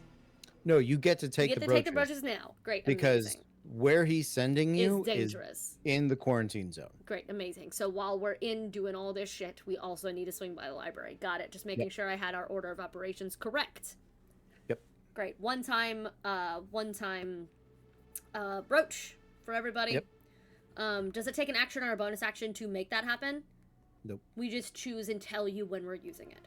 Yep. It's not necessarily like the first time you get hit with something. Like, no, that's what we can Nope. choose to. Great, thank you. You can choose. Just clarifying all the rules now before we have to use them. So the brooch will work on anything that is like an effect, or I'm gonna say a condition. If an effect would be applicable, I'll hear a case for it. Mm-hmm. But essentially, if you are ever poisoned, turned to stone, stunned, charmed, diseased, infected, anything along those lines, it'll where it's a condition or a lasting condition, I'd even let you shift an injury onto the brooch. Okay, cool. Can we decide what it looks like? That'd be pretty cool. So as you're wearing it, because remember it's kind of a Victorian kind of mirror oval shape. After about an hour, you all sort of notice little like three-dimensional sort of indentures, or I guess like a facade that looks like you Cool. in the brooch there. And I wonder if this is how Dorian Gray did it. She just like muses as they walk. It's kind of like a Like, it is kind of like a voodoo doll. More unsettling, yeah. though, is that in the brooch, you Mm. can move No. and is seeming to like bang against the sides. Oh, I and hate the, this. and like mime pushing and looking around. Cosmo just like buttons her cloak up higher over her own neck to just hide it from herself because she's very uncomfortable with this. None of you can look at your own, Mm-mm. because when you go to look at it, it just becomes a mirror reflection of you. But when it is facing other people, it moves and acts of its own accord. like the tattoos on Maui. I love this. Oh, Yeah. that's wild. So, my good friends, Going to the Undercity. into the Undercity you go. Yes, for sure. I'd like to lead, if that's okay. Absolutely. Kind of stick to the front. What I would like you guys to do is first, where are you going first? Are you going straight to Saffrian's library? Or are you going looking for Illithids, Intellect Devourers, Elder Brains? How far away is the library from the coordinates that I got on the scary, veiny, terrifying Heartsword? About 6 miles in. Yeah, so the Heart Sword is a little deeper and on the surface. It's on the surface, so it's not. It's on the surface. Okay. Yeah, that's not in the Undercity. Um, but you could go on the surface and then go down if you want, or you could go down. You would go past Sathrian's first and then pop back up. So then we If need you to wanted. discuss that because that guy was that sword was killing people, right? Like it was Oh yeah, or- yeah. it was a bad guy. So we should probably discuss which one do we want to take down first? Do we want to go to the library or do we want to take care of something that's not even in the Undercity and is kind of raining carnage up here? Well, is it the sort of carnage we can turn and use in our own favor? I wasn't there last night when you spoke to the gentleman. Yeah, so he spoke of just something very large sword, beating hard inside the sword. I was a little drunk, so forgive me for not having all the details here. But I I'll do always know... forgive you for being a little drunk. You, Red, new kid. What do you Yes. remember about it? Who? Listen, I can't know all of you already, so this one's new to me.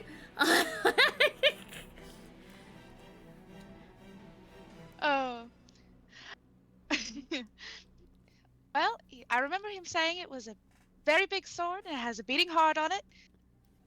And that is very scary and it made someone throw up. I love you wasn't so much, by the way. Your voice, your attitude, your everything. I fucking adore you with all of my heart. I feel so bad being mean to you in character. I just want to hug you. I have to say it. But she has her reasons and it's fine. Quickly to answer Meep, I am not playtesting. This is a all third party. For those of you who just came in, which is a lot of you apparently, this is our all third party content. Every player here has to bring to the table either a third party class or a third party race and subclass. What that means is none of this is official 5e Wizards of the Coast content. This is all made by other creators outside. We have Mantic Games and Mage Hand Press and a bunch of other... what was the one that you said? There's tons, and we've all got them all in the Discord. Cobalt Press. Just so many. Yeah. What was yours, Jen? It was a really great name. The spell... where your fiend came from. Fiend. Oh, I know I'm brain farting on that. Right, okay, good. It's not just yeah. me. But we've got all of it on the Discord. However, I am, as a Starfallen, playing my own race from Mapweaver RPG. That is the Mapweaver-ish thing you'll see in here, which is why I want to make sure I answered, because I didn't want people to get confused. But it's Cody's Homebrew World. If you watched PvP, it is that world, which we all love and want to live in. Like... that seems like a way more manageable apocalypse than the one currently happening in actual Florida. Like, I'd much rather be in Hortensia, like, to be quite fucking honest. This is the Brain best eaters and all. escapism. Yeah, brain eaters and all. Heart swords, tiny brooch with myself in, all of it. Preferable to DeSantis. He Preferable. wouldn't survive in this world. Yeah. Well, listen, if it sounds like the sort of thing you can handle, it might be worth taking with us. However, You the know. library, he did say, Safarian did say that we could keep anything else we found that wasn't one of the books. Well, I feel And like this is on the way. We don't have to traverse through the entire Undercity to get there. Yeah. That's correct, right, Cody? Like we could dip We down. can stop in the library and then go get the sword. Yeah, yeah. Or You vice can go along versa. the surface and travel down and then back up if Yeah. you want to. Yeah, you Alright. can get there in either direction. My thing is that people are in an imminent danger right now on the surface from whatever that is versus Yeah, the library that's going to complete- be waiting for us. Completely fine with that. My one thing was if we could find something here that might help us deal with the heart sword. But we can always try, and if we fail, we can double back and come back to it later. But let's at least try. Let's try to get the sword and then head to the library before we go Oh. anywhere else. Okay. Do you think you need stuff from the library? Because if it's going to be beneficial, I don't. then The yes, of problem is I course. don't know what's going to be there. It's a hit or miss either way, and you're right. People are dying right now. If we can stop that, Yes. doesn't really matter what I can find there.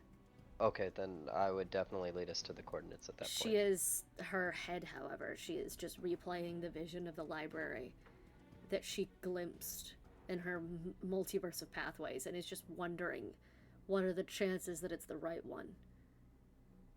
It is just haunting in the back of her head a little bit. but she is happy to go to the. That's just something that the camera inside her head shows the viewers. Like she's just wondering. But is happy to let's go sword hunting. Let's go. Let's go. Yeah, let's go. On I our would way. like all of you to make me survival checks, please. Oh goodness. So for clarification, I rolled already. I glow slightly. My observational expertise for the day is stealth because I am stuck in the glow today. So just so you know, that is what I will be temporarily rolling with with proficiency today. Just saying it out loud so I didn't just Ooh, I got a 21. I got an 18. Natural 20 for 20. Holy shit! I got a dirty 20. Good God, y'all. Okay, yeah. Nobody We're wants to die animals. to meet sword. Yeah, no, I am the one failing here. I'm like, what the fuck is all this? Like, Well done. Absolutely well done.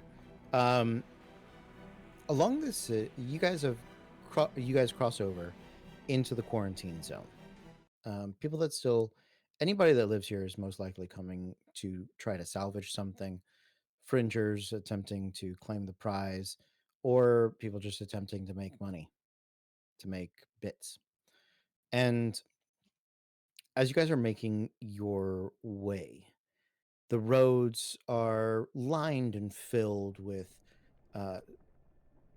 different buildings of a variety of eras and architectures and styles. Some are open glass domes, others are this brutalistic kind of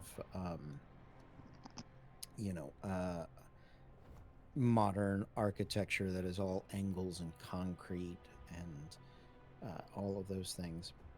You slip along the road, bouncing between carts and staying alert and hidden. You avoid the different puddles of both toxic ether and aether, and the questionable ichor that may be little errant bits of bale. And as you guys are making your way, each of you, at some point, gets the uncomfortable feeling that something is moving around you. It's not like you're being followed, but there's just something a bit uncomfortable. As you're making your way, Andrew, since you rolled a natural 20 and you are leading the way, roll me a d10.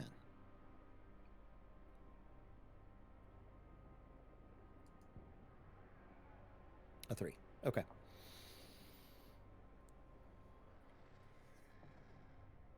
You round the corner towards what is what was at one point sort of this city square. And at the center of the city square, there is a round sort of planter with this large oak in style and size tree. But instead of a normal oak tree, it is twisted vines of black thorns. The entirety of it is almost a charcoal like black. And along the edges near the thorns are these small silver flower buds that kind of blossom and drift off in the wind very quickly. As you take a closer look, even from, we'll say, 60 feet away, you kind of round this corner. Stabbed into the tree are swords. 10 of them. And they look they're similar for sure, but it's a little hard to tell the details on them at this distance.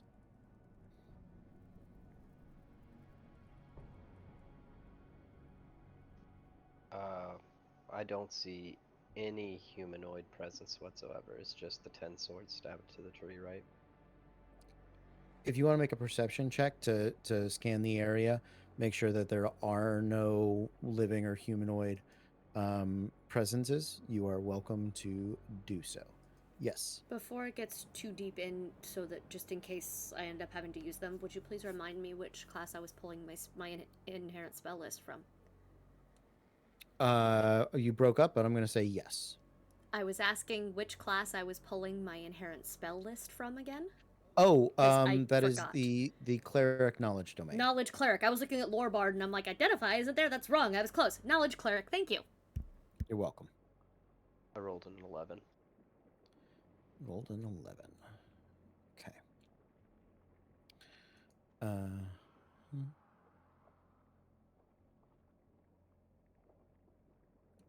Let's see how that goes. This is an important one. I'm going to go ahead and give you the D10 there.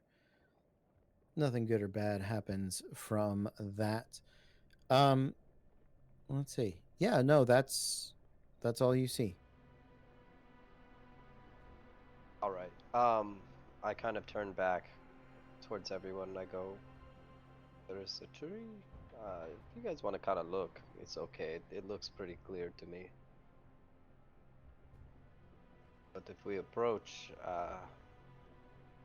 this is looking a little more ominous than I would like.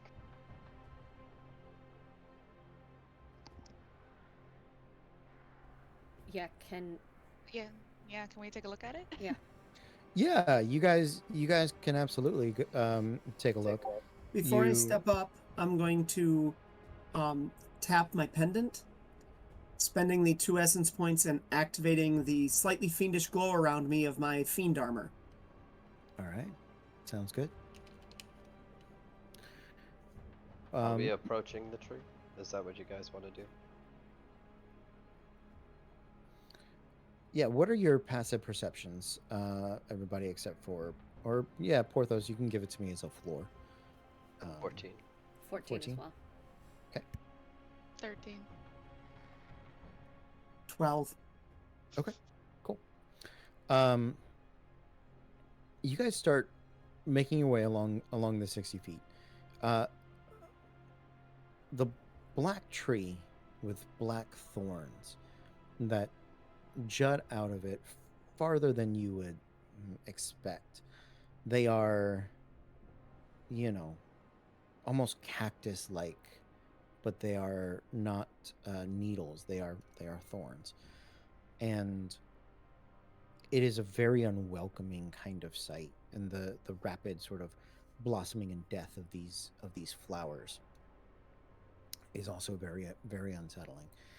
You start to get close. You guys are within about say anywhere from 15 to 30 feet, depending on how far you want to be from the tree. You're starting to see some details on the swords. If you want to inspect those, you are sort of in this central circle of an area. What would you like to do?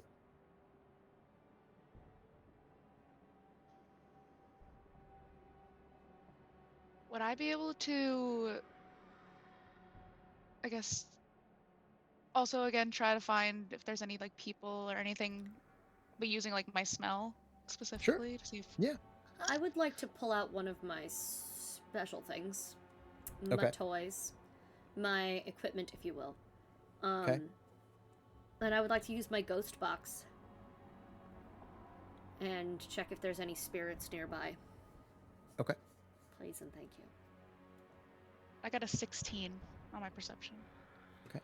Anyone else before we dive into that? Porthos, Hilda, you guys are good? Porthos Great. is just standing out kind of with his sword and shields drawn, but kind of confused at the tree. Cool. There are no spirits. Ghost box is just static. River.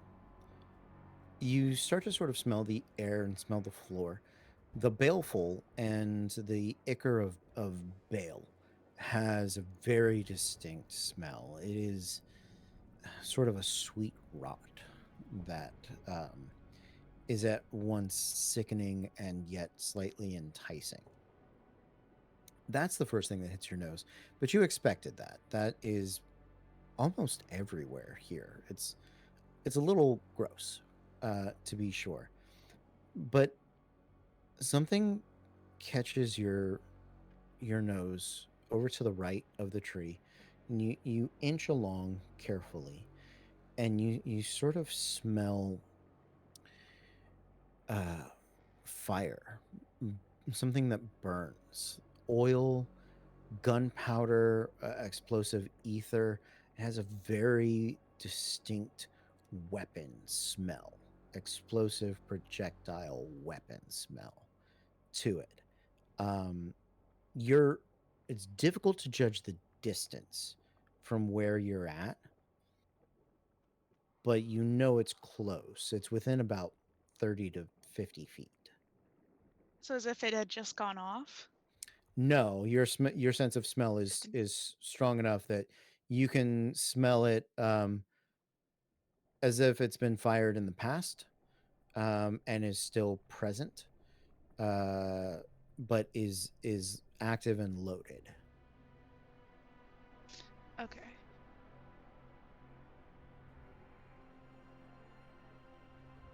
Some sort of firearm has been used here. And she kind of like gestures to the area around where she was starting to smell it more. Porthos has been in many battles. Does it look like a fight happened with the tree? No. Okay. That's a really good question. Thank you. Really good question. So the but fact that there's that's- all these abandoned swords, no spirits, gunpowder, but the tree is not attacking is much more concerning. Like, weirdly. Does it look like it's trophies? Meaning like something is collecting the swords for Could be trophies. How close are you to the swords? I'm pretty close at this point because they're searching around. I'm honestly, Porthos is probably not really trusting the tree right now. Absolutely. As you guys look around, there are no signs of battle here, and that's a little odd because as you've been walking through, most of the parts of the building are exploded. They're torn up. Claw marks are kind of everywhere. This place, along the edges, you kind of see what might have been like some errant bones or little bits of conflict. But for a wide open area like this, there are no burn marks, scorches, explosions, anything along those lines. Porthos, as you get close to the swords, they do look like they could be trophies, 100%. One of them, of the 10, 7 of them look pretty intact. Some of those have a little bit of rust on them. Some of those have kind of blemishes or nicks or sort of not forging cracks, but definitely have like been chopped and hurt and blah blah blah. One of them is slick in a sheen like oil, and another one is charred, burnt black, and the last of them is corroded deeply by rust. Like it's barely holding on. Are they guard swords, like border patrol swords? Are they like the local militia? No. A lot of the adventurers that are here, everything in Old Sensia is very hodgepodge. Very much came from somewhere else. These 10 swords are almost uniform. And that is exceptional. They are, in our reference, long swords, of a late medieval, early Renaissance period. Crossguard, long handle, pommel, right?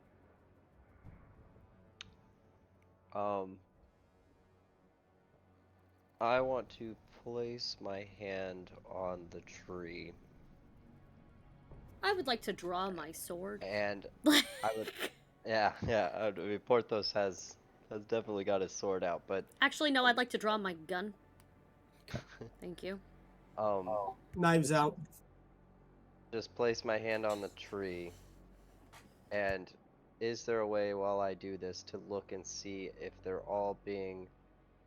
Is there a pattern to what is actually being done to the tree? Like, is it just sporadic and it just looks like someone randomly stabbed it into a random spot, or are they trying to? Is it coming from the same side? Are they all stabbed on one side? They're not all stabbed on one side. Make me a history check.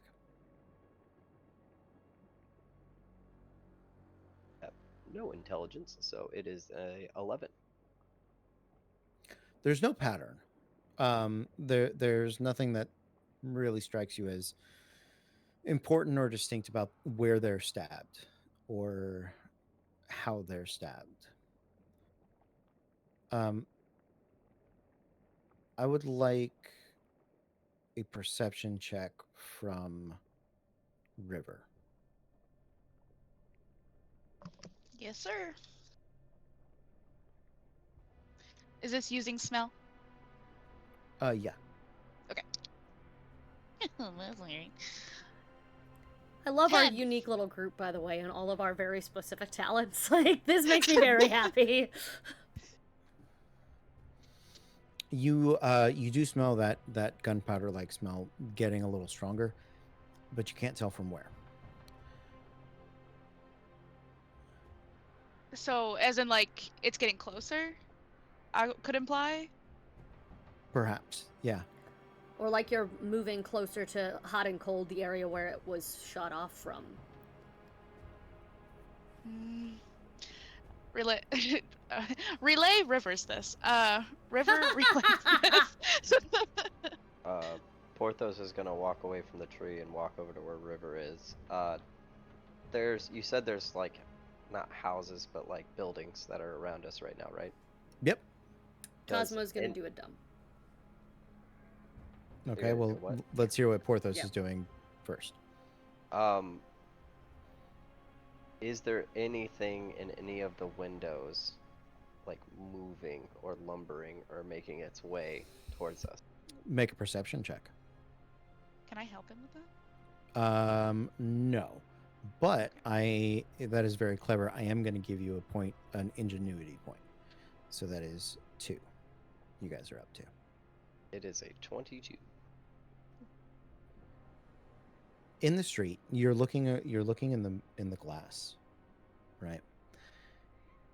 And there are 3 roads. The road that you took leading into this roundabout, and then 2 exits. And so the first section, you kind of don't see anything, but the section off to the right that is across, sort of over to the direction River was, you catch in the reflection of the glass one of the things on the street in this corner is like a shopping stall, but the shopping stall is only a facade. Looking at it in the mirror, in the reflection, you see this large mutated humanoid with a belt of ammo peeling out of its arm and wrapping around its back.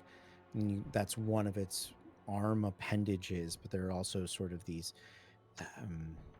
spider-like, I'm just going to say things, sort of stretched out of its back, and it is kind of ever so slightly trying to creep closer as other arms sort of hold up that false front. Porthos is going to very quietly say, the building over there, and he's going to direct them with just kind of like a head movement.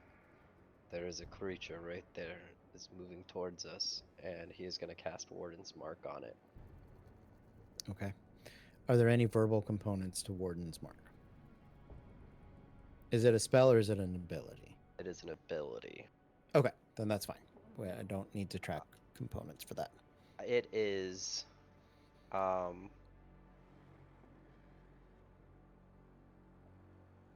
it is basically, it's kind of like a hunter's mark, but without the like spell or anything like that. It's basically like a taunt once it Mhm. gets within range of anybody around me. Awesome. I'm gonna say, well, we're gonna jump into initiative at this point. You guys, is anything else you would like to do with your turn, Porthos? You guys can choose the order in which you go. We're gonna call this currently the creature has the surprise condition, and will lose it after this. So, anything else from Porthos? I think because it's not going to know it's marked, Porthos is going to wait until everybody gets their surprise round off and then Okay. goes into its face. Okay, sounds good. Who would like to go next? Yeah, anyone can go. That's fine. I'm getting a wave off from River, so not. Go ahead. Yeah, Angel. go, Jen, go. Yeah, I've got Firebolt. Okay. Yeah, go for it. Make the attack. Okay, so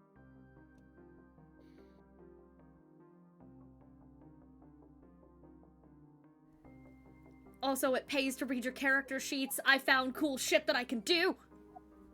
no, that's a nat 1. Oh fuck. Okay. Yeah, that's. It was on the that's- spell, but yeah. Yep. Okay. Okay. Any bonus actions? Okay. Nope. Cosmo or River? I'll go. I am going to attempt to. I'm just gonna shoot it then. I said I had my weapon out. I have my two uncommon items were a +1 rapier and a +1 revolver. Neither of them need to be attuned, but they are both just weapons that are slightly more manageable than normal ones, and they're magical. So yay!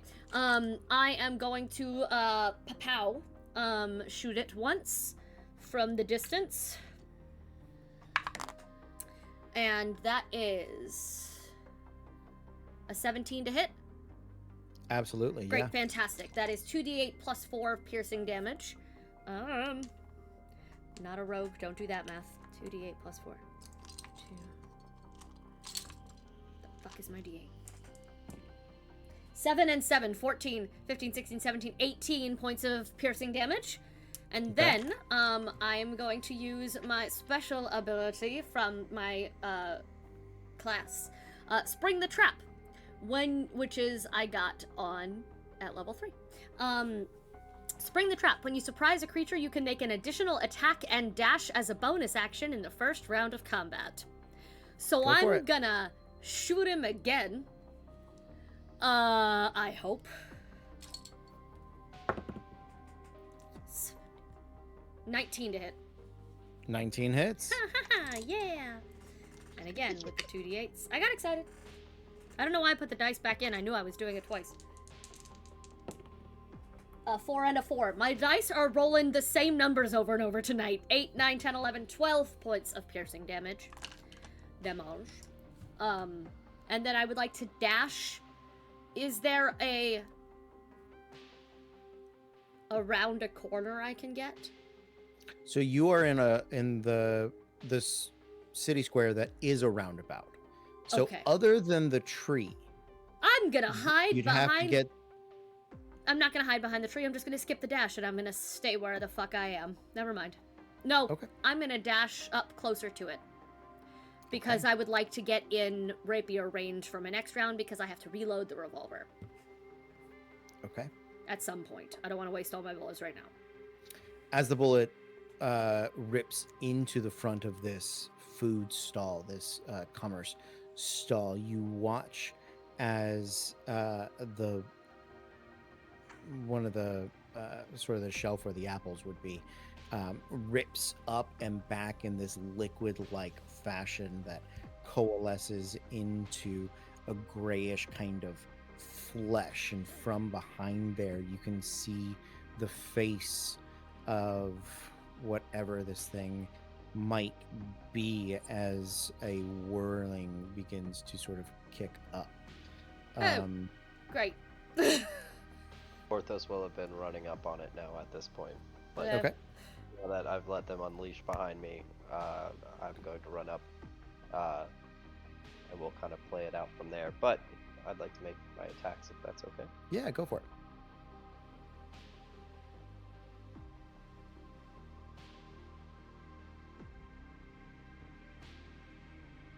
14 to hit. Barely hits. All right. The first one missed though. Okay. Let's see.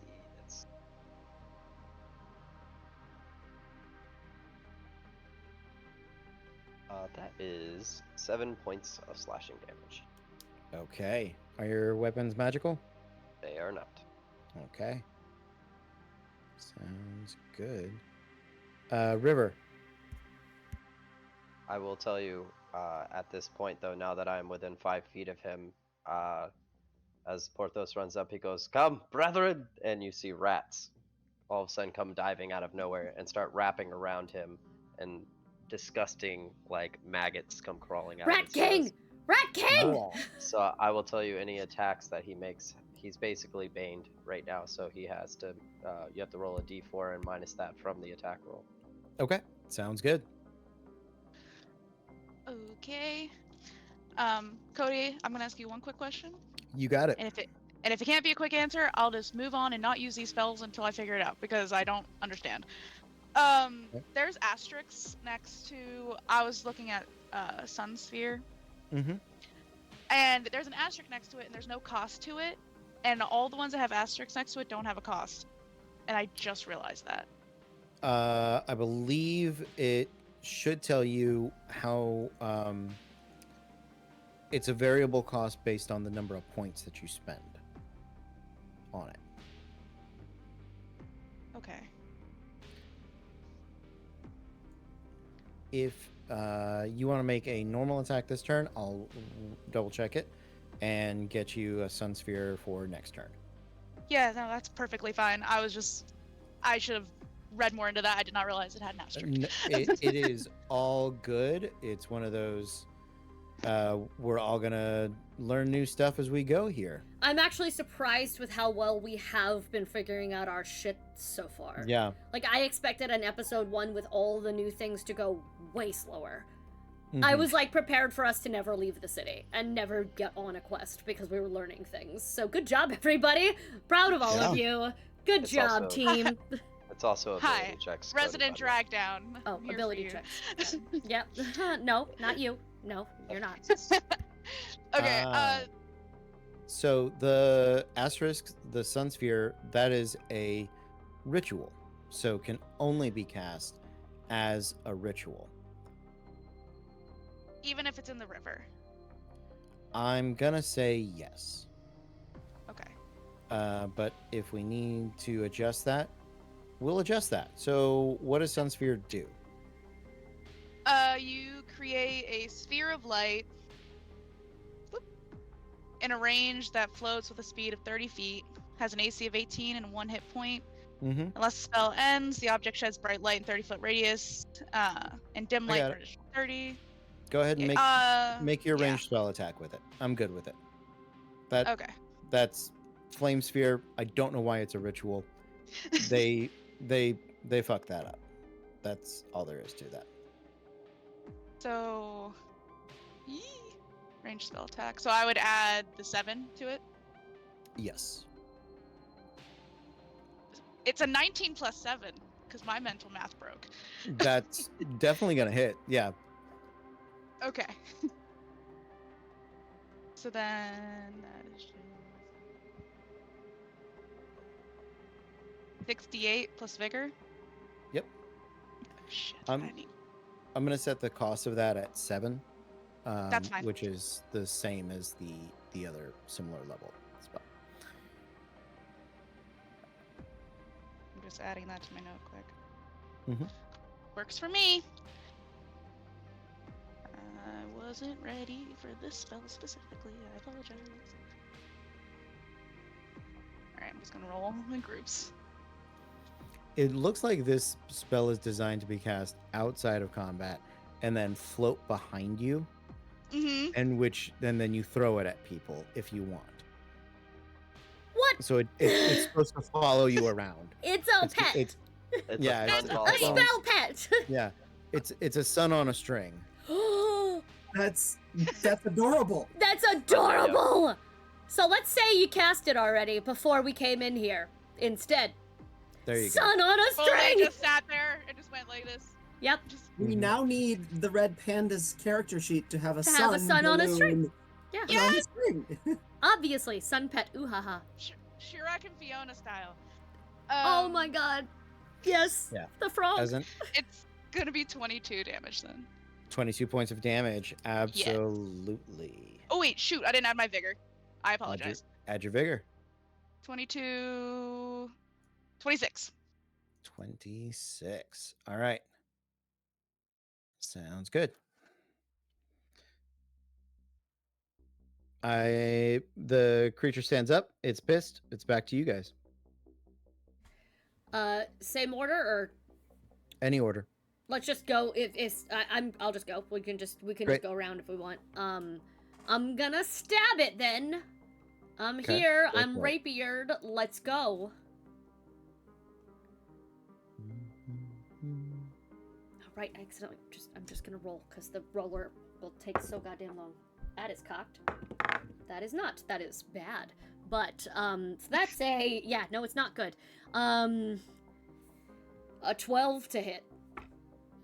Okay. 12 does not hit. That's fine. As you're looking at the creature, it is you can see that once it was a person, it actually is still kind of wearing a hat, but the tendrils and tentacles and arms that have overwrapped it and sort of replaced parts of its limbs with these weapons, the long sort of tongue that drips out, the explosive aether sort of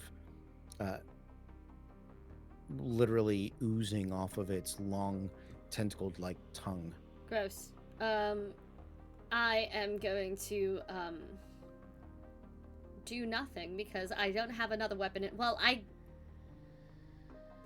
is reloading a bonus action or an action? Does it have the loading property? It's reload is what it says. Properties: ammunition, range, reload. I will have to look. I'll look it up. Go. I'll let you know if I have a bonus action in a minute, but I'm good. Sounds good. Jen? Hilda's going to shift as a bonus action. Okay. So she goes from looking like, a short, white, average height white kitsune, and this black flame wreaths itself around her as she walks forward. She's just moving towards it, and she gains massive wings, 6 inches in height, and she's got these black her parts of her fur turn black with a patch across her helm, and like a helm, and wraps around on her arms and legs like some kind of armor. And the shirt gets really tight because she just gained 6 inches in height and size. But otherwise, like, you can't tell, but you're pretty sure there should be some black patches around the rest of her as well under the shirt. And she, I'm declaring flame as the thing.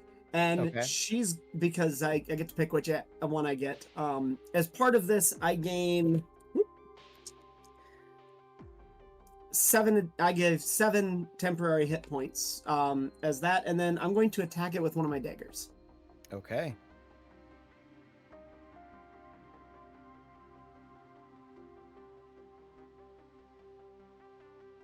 That's a 21. Absolutely hits. Okay. That'll do.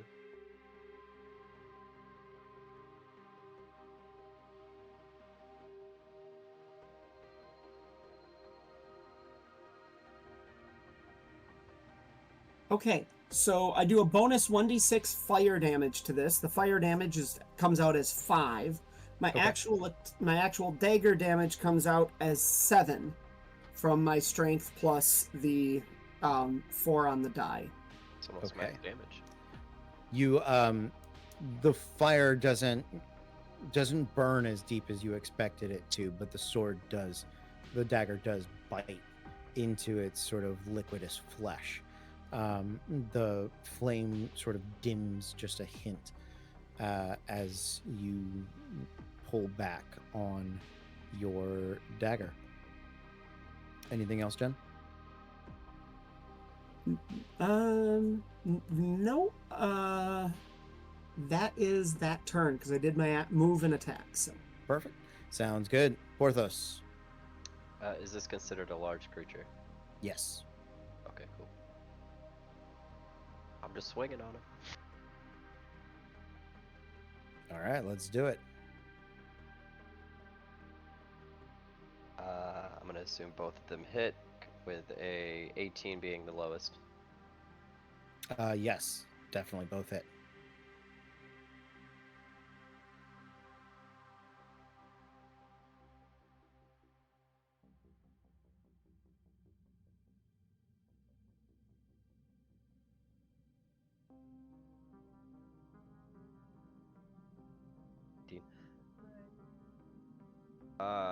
That is 19 points of slashing damage from both attacks.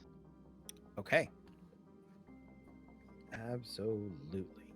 And Go ahead. Porthos is just going to nimbly move, because I'm assuming both of you ran up to attack him. Are you on both sides of Porthos at this point? Yeah. Porthos is able to move through a creature without any issues because of my small size. So I'm going to put his back towards them and force him to basically maneuver his way around towards me. Okay. So I'm kind of scurrying with the rest of the rats around him. Like, hey, what's up, man? Good to see you. Good to see you, friend. Hey, my friend. Good to see you. All right. Yeah, its focus sort of shifts with you as you wheel about. River. All right, since River's beautiful ball of light has now popped, she is going to slam her staff on the ground, and out pops her crossbow from the two sides. Okay. And she's gonna take a shot with her crossbow. All right. I love that so much. Oh, that's not how you roll things there. 2 plus nothing is gonna make that hit. That. So Yeah. she tried. Yeah. It hits the and- ground right in front of her. Absolutely. Absolutely. So, Cosmo, So I found out that the reload properties are, it is 1 shot per reload score. It doesn't tell me what those reload scores are. I'm assuming it's the +1, +2, +3, whatever the revolver is. So, I found the chart. Okay. The chart oh, is on great. page 84. Thank you. Was it the revolver or the sidearm? Which book are you looking at? BPRD. No, this was just 5e +1 revolver. Oh, okay. Like, Because I Matt was trying to Perfect. make easy. I was trying to have standardized equipment. I will happily Mhm. use the BPRD one instead. Then, if you want to That's make fine. it that chart instead, yeah. Tell me what the chart is. Let's go. So here it is. It's 7 shots per reload. Great. Okay, great. I'm gonna just give you the basic sidearm. Thank you. 7 shots per reload. Okay. It is 2d10 bludgeoning damage. You Oh, that's do not different. add your modifier. That's very to the different. damage. Stop rolling. I'll edit that. Okay, so instead of 2d8 piercing, it's 2d10 bludgeoning. Got it. Yep. But I have taken 2 shots already. Yep. So I've marked that off the 7. I will write that down. Thank you so much. Oh. God, Okay. I miss my gunslinger. All right. Yeah. Speaking of guns, Oh God. Uh-oh. Oh no. So gunpowder in the air, you say? yeah, as and there was mention of a Gatling gun on the arm kind of thing. yep, exactly. I've It- seen this creature before. In fact, I killed a number of them right before I took the Barons on with a chainsaw. Oh yeah. Let's go. Okay.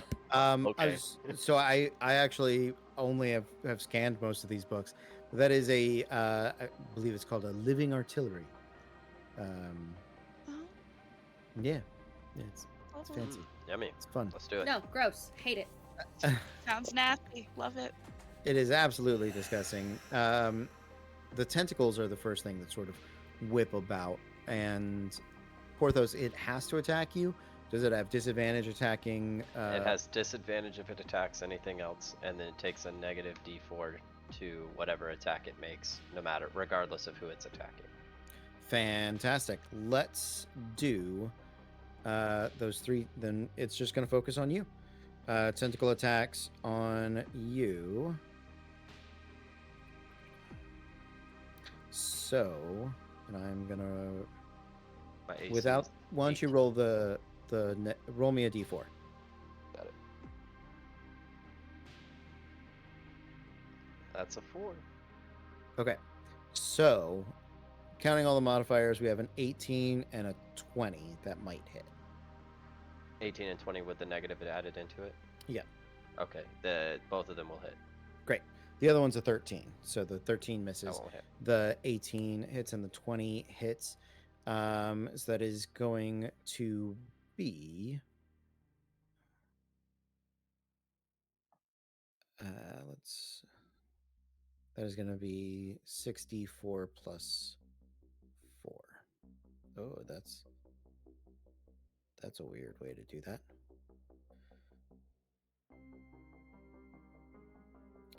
That is 22 points of slashing damage. Okay. And because you guys are in melee with it, it is going to just start. We're just going to try to shoot.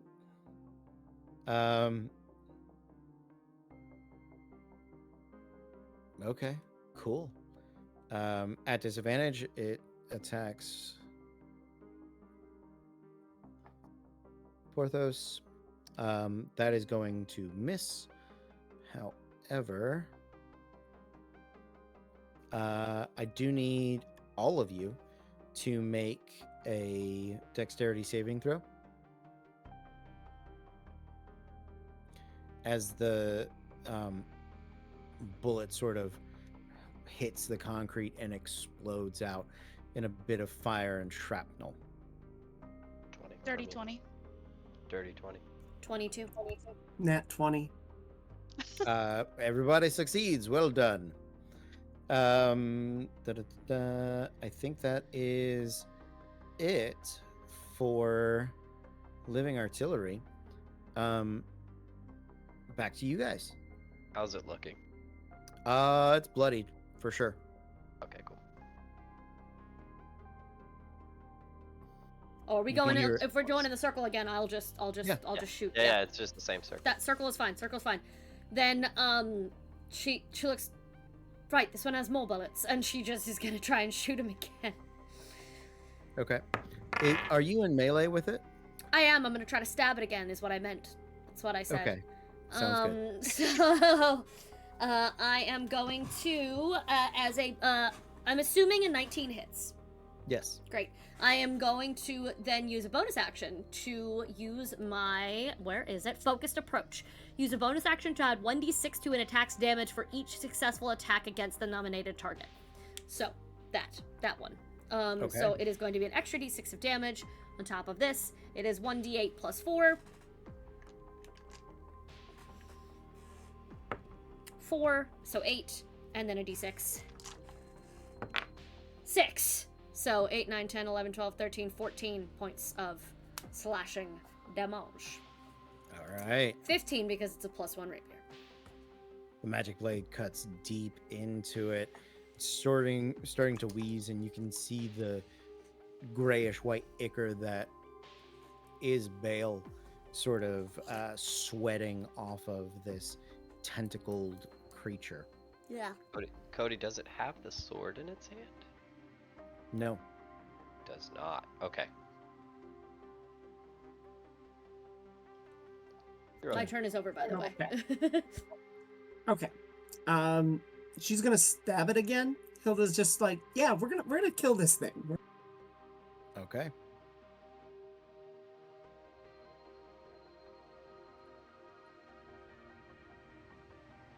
Are we gonna kill this thing? You looked concerned. Doing math in my head at Math is 10 hard. o'clock is rough. It's 16 to hit. 16 does hit. It's 11 here. It is rough. Like, you're correct. You guys are Mathematics. always welcome to use the GM calculator.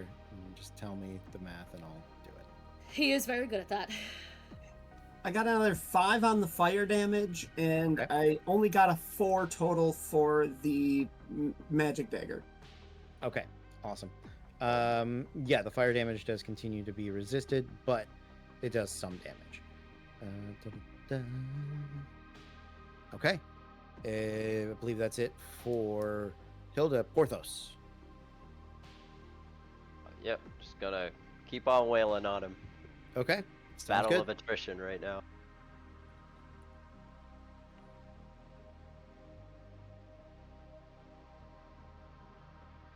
Did we say a 14 hit or no? It does. Okay. It's the first Just one. barely. Second one's gonna miss though, with a natural 2.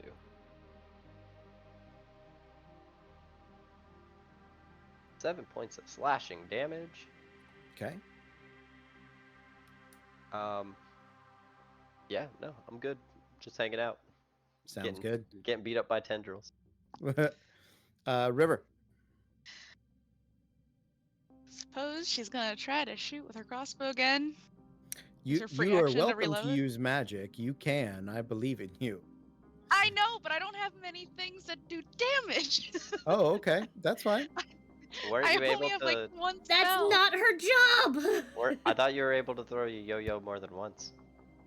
No, it says after you've landed a hit, it ends. Okay, that makes Yeah. My balloon pops, essentially. sense. So I just get to cry about it and try to figure out what else I can do magically, which is not a lot. And you said he's bloodied. Oh, yeah. Kick Still him wanna, in the like, go through face! She's a... Yeah, I'm just gonna shoot him with the crossbow again. Okay, sounds good. River's spiteful. She wants to give it another try.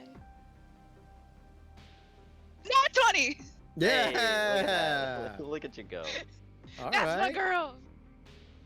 Okay, so 1d8 plus. So is it 2d8 then? Yeah, you So can you either can- double the dice or you can roll and double the number. It is up to you. Cody lets us pick. I am a roll twice person. Some people are just double the dice people, and you just kind of pick one and stick with it. Like, That's pressure. I don't like it. Roll, Okay. roll Good roll. 2d8. Yeah. That's what I was about to say. I'm like, fuck it. I'm rolling twice. There you go. I like rolling twice. And then do I add the 3 twice? That only gets added once. Once? Okay. 11. All right, 11.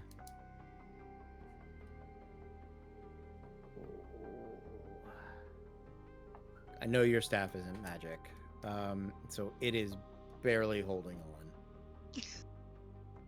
Do you have a bonus action? Can you just smack it again? I don't know if I could do a bonus action claw attack. That's not a thing, I don't think. That's fair. I mean, you technically can. Yeah. Can you? Can I? Yeah. If Yeah, DM says it's- yes, give it. At least tonight. Go for it. It's a weapon attack. Okay. It's under the same rules as 2-weapon fighting. Okay. It's a natural Okay. weapon, but it's a weapon. Mm-hmm. Absolutely. Okay, then River's gonna say fuck it and run in with her claws. Yes. All right.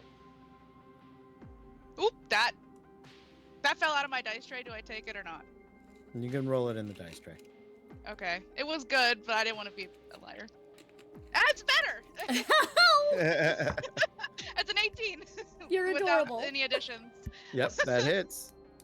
Yay! 1d6. Just a little baby. What the hell does a d6 look like? A Normal cube. dice. Oh, It's the normal, Normal die. Normal. 4. That's showtime. Yeah! Hey, way to go.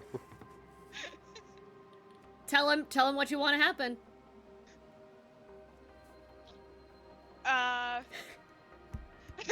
River, help me. It's sticky. I don't like getting hit by it. It tastes. You know, usually I'm okay with the gross things, but please kill it, kill it, kill it. I guess, you say it does have a head? Yeah. Okay, so River fully runs up as quickly as she can, takes her claw, and takes off the artillery arm, and then Mhm. with her other paw, kind of backhand slaps up around its neck and takes out its throat. Yeah. The head sort of twists and spins in a very unnatural like fashion. And as it crumples down onto the ground, the floor begins to get damp, wet, as the clearish white ichor of that portion of bale that had infected and warped this creature bleeds out onto the cobblestones.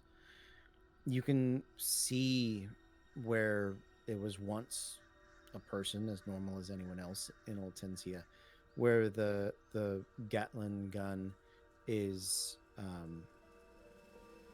almost tied on with flesh that is now corroding. And as you guys stand over it, I believe, Hilda, you're still in your angelic form. Yeah. Do you like change size? Can you describe that for us again? Yeah. She went from being like 5'6" to being a full 6 feet tall. Just like basically appears to physically be the same size, like in proportion. And she's got her massive wings. She can fly, and she's just got black lines. And you suspect that maybe under the tunic there'd be some, but the tunic is kind of just pulled tight now as opposed to being loose. So she hops back from it, by the way, if it starts coming towards her. Sure. Yeah, it's kind of leaking out everywhere. As you sort of hop back, Hilda, you notice, and perhaps others of you do too, if you cast your eyes in Hilda's direction, a large shadow creeping across the floor that is fully sort of encompassed her, and then bat-like wings cast along the ground in the shadow as well. And you hear